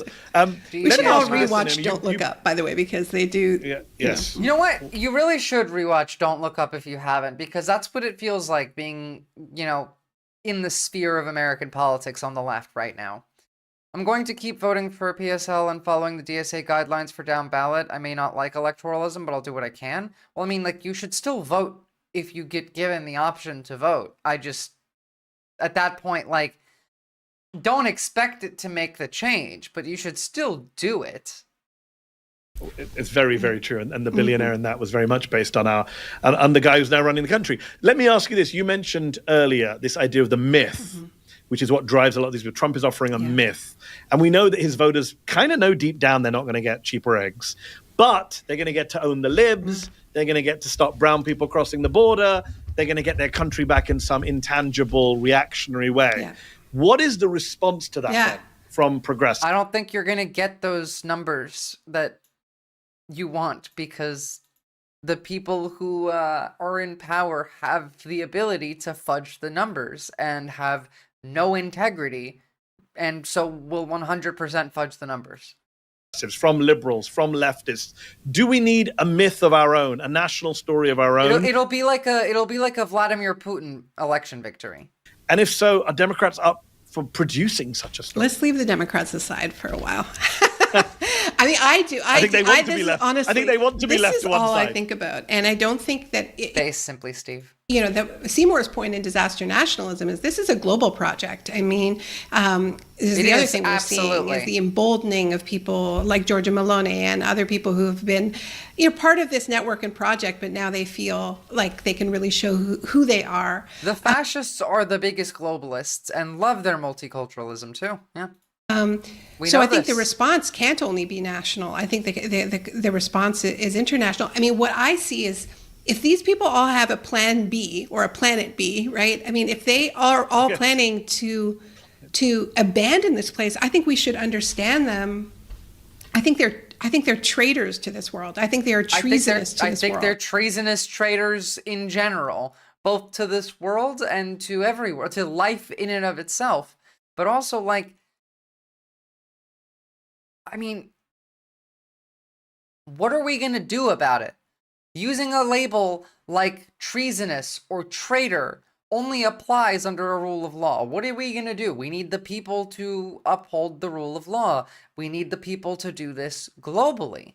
So start fucking doing it.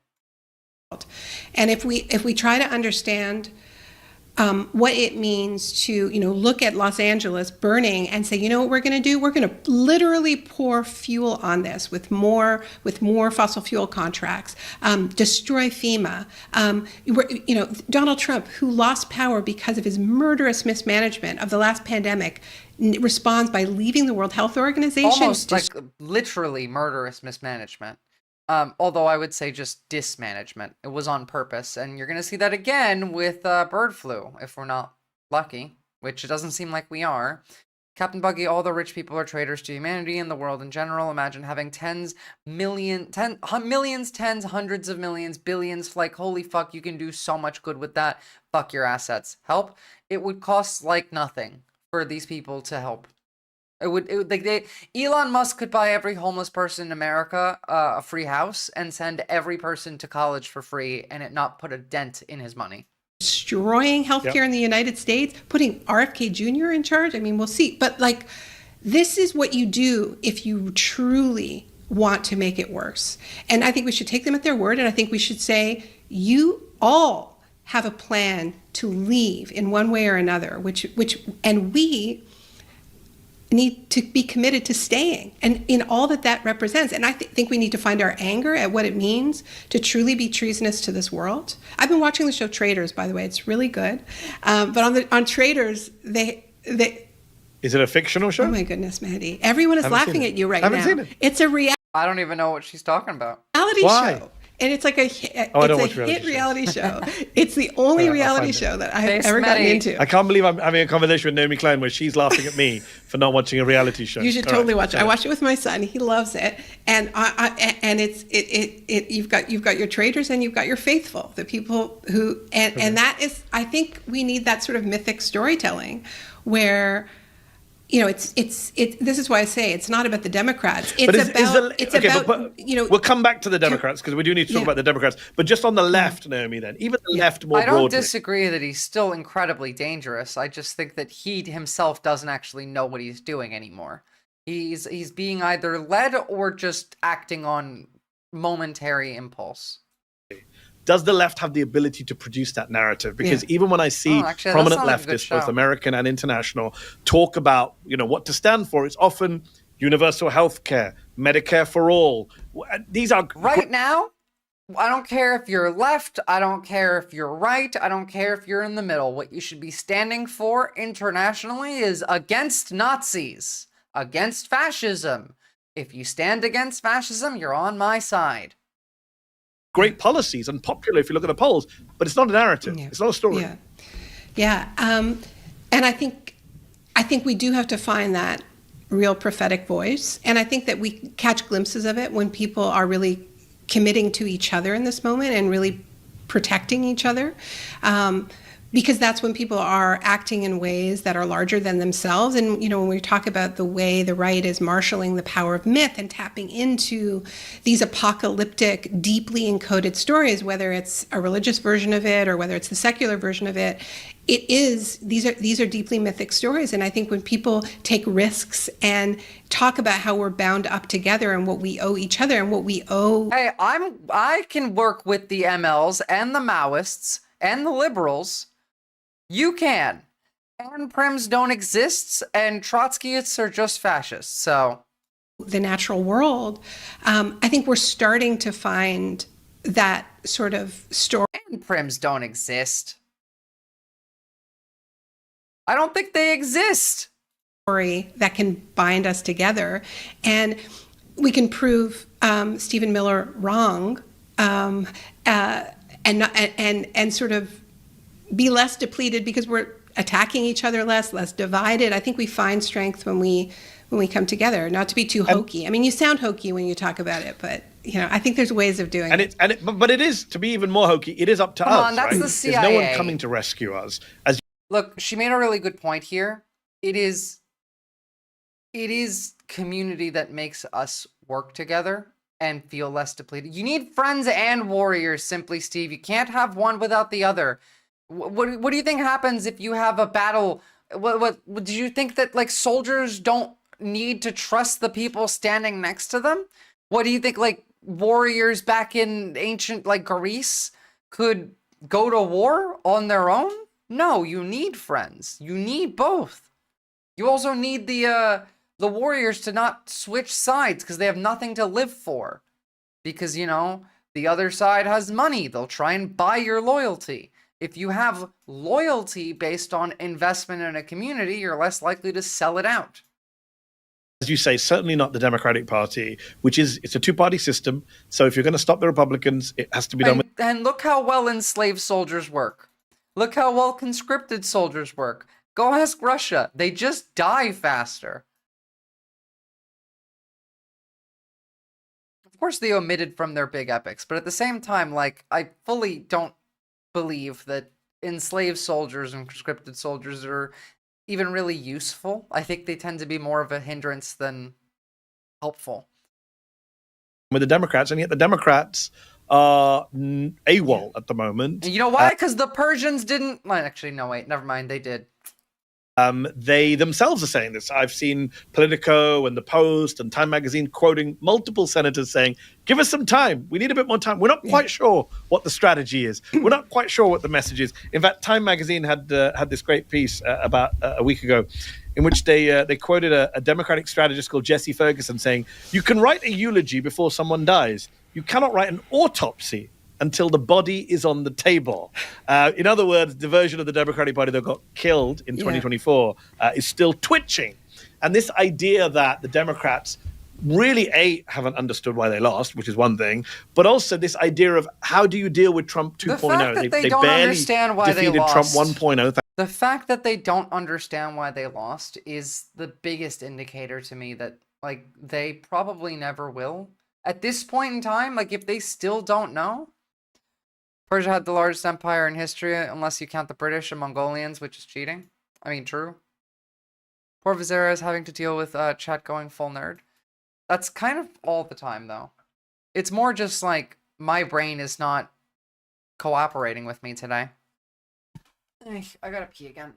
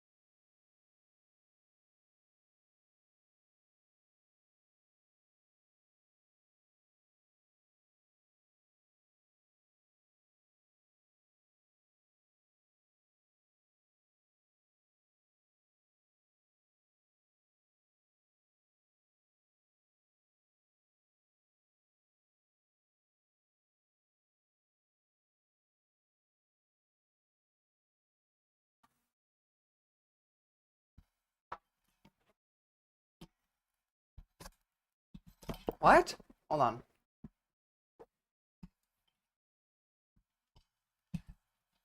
My dad just called these days skirting around, telling me his stances only offer centrist ideas as if, oh, look, I'm not unreasonable. Dude, you refuse to call me any name or pronouns other than you on weekly phone calls because it isn't the name I gave you. Whoa, right. Okay, sounds like a lovely relationship with your, father there. He tried to say towards the end that after I had done my best to keep my tone agreeable and find common ground that we can have, quote, such a good relationship despite our differences. Fuck him. Yeah, cut him off. Quote, nope, I will not allow either you or I to dismiss the fact that you continuously and actively invalidate and who I am at my core. It deeply hurts. I love you, but I won't be dishonest. He just sighed and said, well, I'm glad we can put things aside. The name of our relationship. I want to slam my forehead against a wall. Stop talking to him, man. Like, if you don't need his support, it's not worth the mental anguish that you're putting yourself through at this point. Just cut them off, yeah. If you can. And some people can't. Some people don't have the luxury of cutting them off. But at this point, it's better for you. They're dangerous to you at this point. Not just, like, for your mental health, but like, he could call, hypothetically, ICE or whatever to come and help you for your own good, you know? And by your own good, I mean in heavily air quotes, your own good. Thanks to the pandemic, he probably would have won in 2020 without the pandemic. And now you've got Trump 2.0. Again, he squeaked in without winning the majority of the vote. He won the popular vote, but not the majority. And yet, to go back to it, where are the Democrats saying, this is what we stand for? This is who we are? That just doesn't exist right now. And we're already, as I say, 10 weeks into chaos and shock and awe. Yeah, and I mean, look, I think the Democrats and the other sort of so-called centrist neoliberal parties the world over have brought us to this moment. It is the failures, decades of failures of betraying their own base, of allowing these astronomical levels of inequality, more and more precarity in people's lives, and just kind of the legalized corruption that breeds all the cynicism that creates the opening for these strong men to come in. And, you know, I was saying earlier about, I think we underestimated how much they hated every single tiny little cosmetic concession they had to make. And they will continue to it. do that. And they will continue to do that because they like to feel like they're the most mistreated person in the world. Leftist Syria, he has, quote, helped me before in a few ways. Thanks, I'll consider it. Like, that's it. You know, that's all you can do is think about it and be real with yourself and make a decision that's good for you. Seeing in this sort of the dead-eyed determination and the sadism of this moment is a counter-revolution. It's a counter-revolution. But Mehdi, we never had the revolution, right? We're getting a counter-revolution without the revolution that would have actually made people's lives better. And the problem is that means there's no one at the barricades to defend the DEI office, because actually people will defend universal health care, but they're not going to defend these policies. That's so true. And so they got us here. You said earlier in the show about the Green New Deal. It's kind of like the same thing. You mentioned it, Marxism. First of all, I've lived in DC for a decade. I've never met a single Marxist in Capitol Hill. DC? Hell, it's like the worst place to go looking. White House or anywhere near the levers of government, sadly. But this idea that you make a very good point, that people are not going to go to the ramparts for things that they weren't that happy to begin with, right? It was a compromise to begin with. It was make their lives better. It was Obamacare. Yeah, or it made their lives a little bit better, but not in an obvious way. Obamacare did make lots of people's lives better, but it didn't transform the American healthcare system in the way that we all know it needed to be transformed. And we've seen the reaction to the Luigi and co. So you're right. It's such a good point that they are fighting a battle that's easy for them to win because there are no defenders on the other side. The counter-revolution. So call it them twice. Exactly, simply, Steve. I love looking at Trumpers and calling them Nazis to their face and seeing the look they get. Like, I thought you weren't allowed to say that to us anymore. Fuck you, you're a Nazi. You're a little Nazi, and so is your shitty little, like, Elon billionaire retard, all of them. Musk, Zuckerberg, Bezos, Fried, they're all retards. They're all Nazis. They're all pieces of shit. They are all demons. They hate you, and you should hate them just as equally. I mean, look, this is what neoliberal centrism has delivered. A counter-revolution that is very serious. Without the revolution, that would have united us, right? And so that's, I think, what we need to be thinking very strongly about how we don't make those mistakes again, how we give people something to actually fight for, that they would defend. So we need it. So what you're saying, Naomi, is we need a counter revolution against the revolution that never happened. Put that on a message. Put that on a bumper sticker. One Democrat. A good way to start doing that is talk about how they're stealing from you, like everything. But at the same time, then we have idiots like this. Elon has your social security number. So what if he does? He's worth $400 billion. Do you think he's going to use it to take a loan out or something? How stupid are these people? These people are fucking dumb. You know why they you know what they're doing with all of the information that they stole from the government about you, right? Is they're feeding it into AI. The guy on the left believes someone flew up to the moon on a horse and cut it in two. On the right, rather. I mean, I would not be surprised by hearing someone on the right say some shit like that. I've argued with right-wingers who think that we've never been to space, period, at all. The ISS isn't even real. Democrat, before we wrap up, I got to say one Democrat who has been making a lot of noise recently, to the point where a lot of liberals are saying she seems to be the voice of the party right now, not in ideological terms, but in terms of just fighting the good fight and taking a stand, is Alexandria Ocasio-Cortez, Congresswoman AOC. Actually, they don't think the Earth is flat anymore. They think that the flat Earth is actually just a bigger, rounder Earth that is frozen, and we have melted. And so we see this ice wall around us that's actually just the rest of the bigger, rounder Earth. They went so flat Earth that they created a non-flat Earth. It's taken a lot of heat from right-wingers over the years and from some on the left who see her as not left enough. I just want to play one clip from a recent interview she did with Jon Stewart on his podcast. One of the problems is that the internal incentives within the Democratic Party are quite contrary to a clear, full-throated agenda. And that's why I think you notice, like, Biden on his way out, it was only on his way out that he was like, this country's controlled by oligarchs. Bye. Like, we could have used that energy a couple of years ago. Exactly what he did. Naomi, we could have used that energy a couple of years ago. She says, we could use that energy a couple of hours ago when I look at the current Democratic Party. Yeah.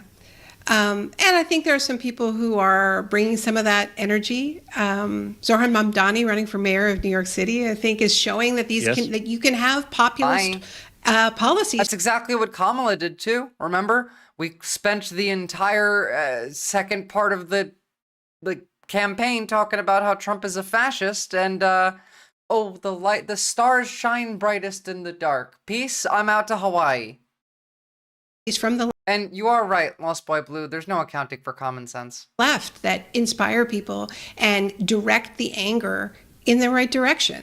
I don't think that this is just about anger, by the way. I think it's a combination of anger at the people who are destroying lives, families, the planet, and a love for one another and for the rest of the natural world, as hokey as it is. I think that we need trusted messengers for that. That's the problem with Biden's message on his way out the door, is he was not a trusted messenger because he, was in bed with the forces he was calling out. So that's the problem. There was that. Also true, Dan did so. Been there, lived through it, bipartisanship models end up in the same sense until people realize that a multi-party system is better for representation. Moment where he said oligarchy, and then all these Democrats said, "Oh, finally oligarchy," and then the Republicans, they very easily were able to say, "Hold on, didn't you just give George Soros a Presidential Medal of Freedom on your way out the door? Isn't he an oligarch?" Which he kind of is in some ways. So yeah, it is. Again, the focus on George Soros is so funny to me, considering he has $7 billion, which is almost like talking about a billionaire and a millionaire. The problem, as you say, if you're in bed with the same forces you're calling out. Hypocrisy is a problem. But look, is it hypocrisy, including the hypocrisy? That's been a Democratic Party problem for a long time. And it's been a problem on the left. Even unpardoned. It's been a problem on the left as well. And this is something I've been trying to talk about more openly is we need a culture. My friend Kanye Mata Taylor talks about how we need a welcoming left. I mean, we can't say, we're the ones who are on the side of the people. We're on the side of, on the side of life, and then just be constantly taking each other down. And I think part of this is the legacy of being on these corporate platforms for so long that they've really gotten inside us, and all we're capable of is just a series of takes and takedowns. We don't really know how to do give and take anymore. We don't know how to debate. This is why we need to support independent media and find, more productive. And you know what? We need to bring back debate culture, because it did die. Debate culture died entirely. It's been overrun by people who are entirely bad faith and don't actually want to debate. They just want to have blood sport, but we need to bring that back. Active ways to talk to each other. So in some ways, to end on a positive note, we should be grateful to our oligarchs for spewing so much poison on the social media platform that they've driven many of us away. And we have to find other places. And what I'm hearing from you, Naomi, is you're not a fan of the circular firing squad left. That's strange. I thought we all loved the circular Listen, firing I always squad. end up... I'm also not a fan of the circular firing squad left. It's kind of one of the reasons we got here in the first place. In progressive circles. I always end up, after giving these radical talks, just ending with a, please be nice to each other, Please be nice to each other. I'm sure AOC would take that message. You get a lot of heat on the left. You and I get heat. You should be nice to each other on the left. Like, please, actually be nice to... Like, your only allies left in this world, be nice to them. But I kind of had it on my radar. Yeah, that's the thing. It's why I talk about building community all the time. It's what Naomi Klein just said. It's the platforms. It's being on the platforms that is making it easier to have the infighting. We don't have in-person community that we have investment in, emotional investment in, and so we don't care enough. It's much easier to put someone else's beliefs aside when you have nothing to connect you to them. And so the dichotomy of bipartisan models runs dry. I lived in Venezuela, Colombia, and Costa Rica. I lived in Mexico and changed with Morena. Dan Ditso's horse is 94 years old, and he has not been active for, at least well over a decade. True. They just want attention and confirmation bias circle jerks. I mean, the vast majority of them have that as an aspect. I don't know. It's more than that. Leftism in the US is seen as a joke versus what we lived through with leftism in Latin America. There ain't no actual leftism in the United States. Well, I mean, there's a few, but as a movement, yeah, no. Leftism in the United States is dead. So build the movement. You know what? Good. It's dead. So let's make it from scratch. Clearly, the dead leftism wasn't going to get anything for us anyway. So let's try again. This time, be fucking mean. Stop using the liberal civility politics. We don't need that shit anymore. It's dark woke time. Get angry and use that anger to fuel everything that you do.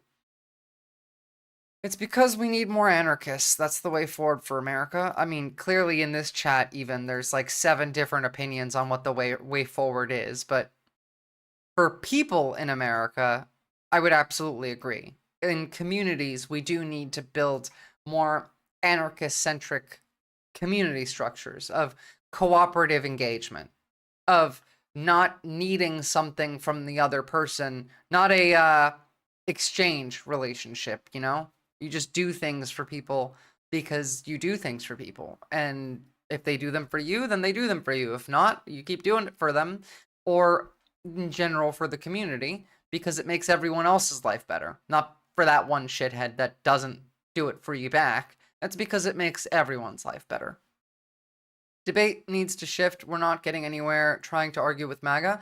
Stop debating MAGA, for one. I've been saying that for a while. There's no changing MAGA's mind. First of all, you don't debate someone into changing their mind if they're not open to it as a functional core part of their ideology anyway. To be able to debate someone into changing their mind, that person needs to believe that debate can change their mind. Most of MAGA that does any form of debate doesn't even believe what they say, let alone that you can change their mind. I guess they're taking care of the dismantling part. We just have to be ready to swoop in and start master build Lego style somehow. I mean, this is kind of what was always going to happen, right?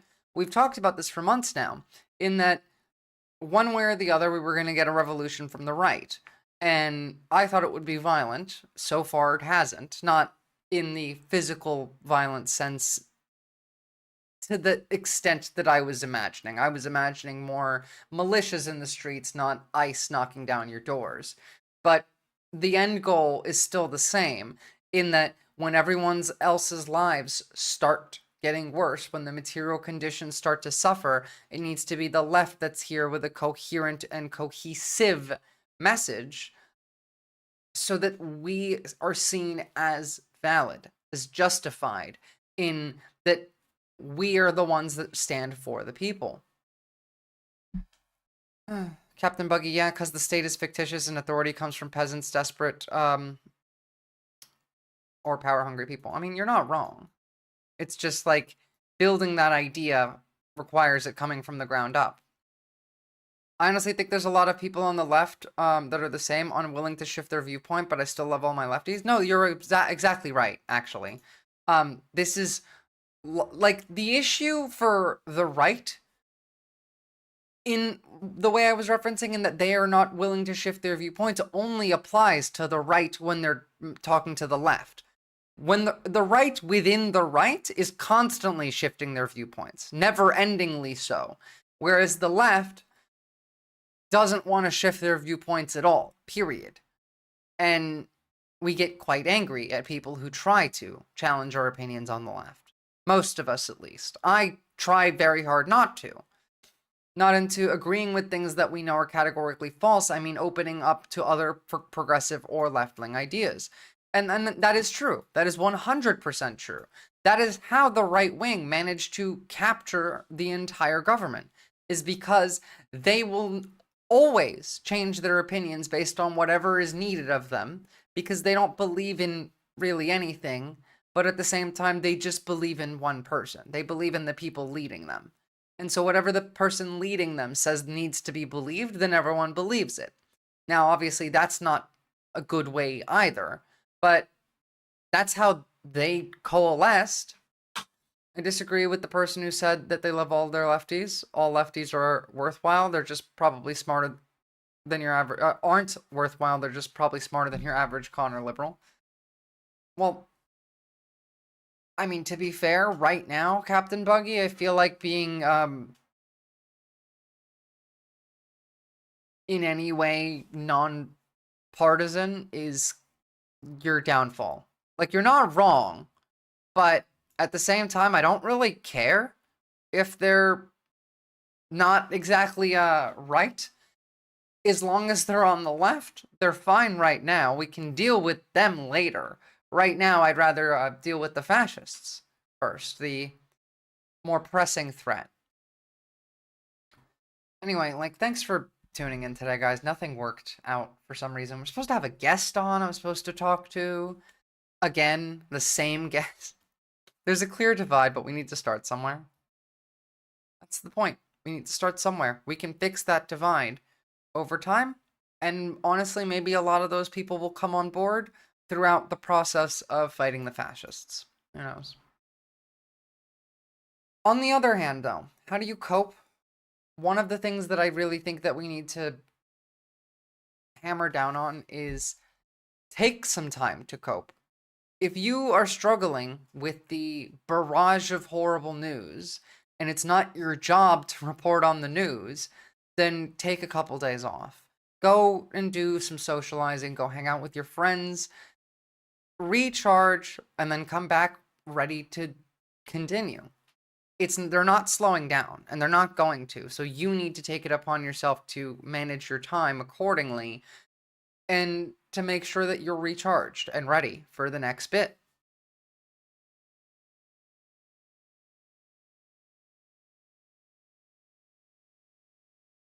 I know you said not to in Discord, but I'm just taking the guy who's singing about the coup's advice. Oh, yeah, that. I mean, you know what? I can't blame you for that one right now, Leftist Leo. Alright.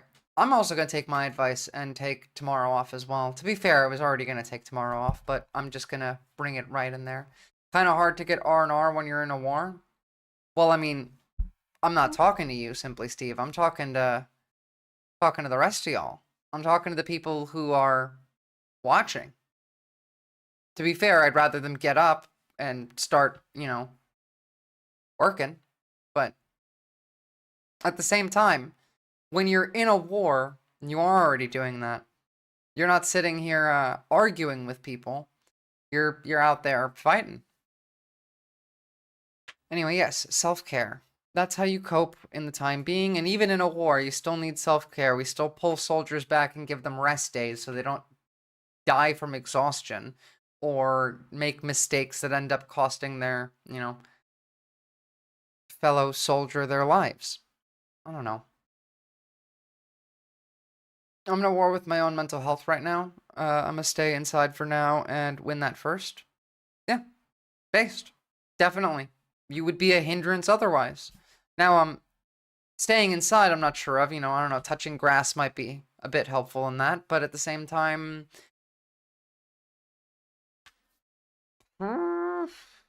Guys, I don't know. I don't have all the answers, Like, I'm trying to figure this shit out just like everyone else is. And it is hard. This is like the first time my brain is having trouble just going, all right, this is next step, next step, next step, next step. And that's because, A, we don't really know what their next step is, so it's difficult to preemptively counter it. Like, we know what some of their next steps are, sure, but I'm talking as a broader, zoomed out next step. And I'm still hammering down the point of you need to build community. This is your way forward. Community.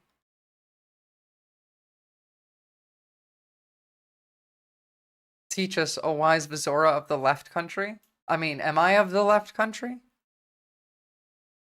I prefer fighting others than myself. Myself is like everyone's Final Fantasy boss post endgame. I mean, for some, not for others. For example, for me, fighting myself was kind of the tutorial, and then everything else is the actual game. I don't know what the Final Fantasy boss post-endgame boss is gonna be, but if fighting for others is easier than fighting against yourself, then do it. But if you need to take care of yourself before you're ready to fight for others, then do that.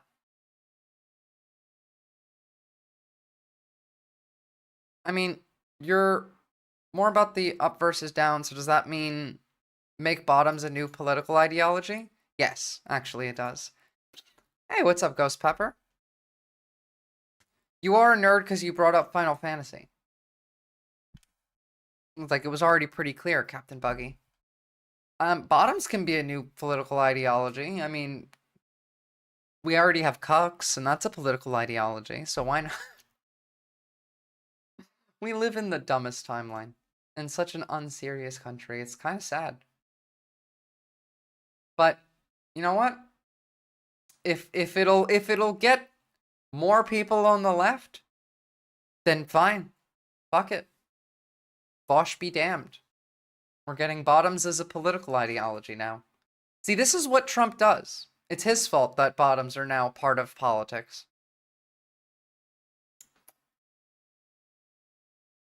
RIP to the non-insult conservative cucks. They're probably enjoying the disrespect, though.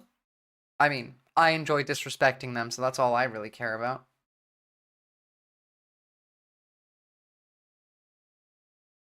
Alright. I'm off for the day, guys. Sorry for today's stream not working out exactly as planned. But, I'll see you guys next time.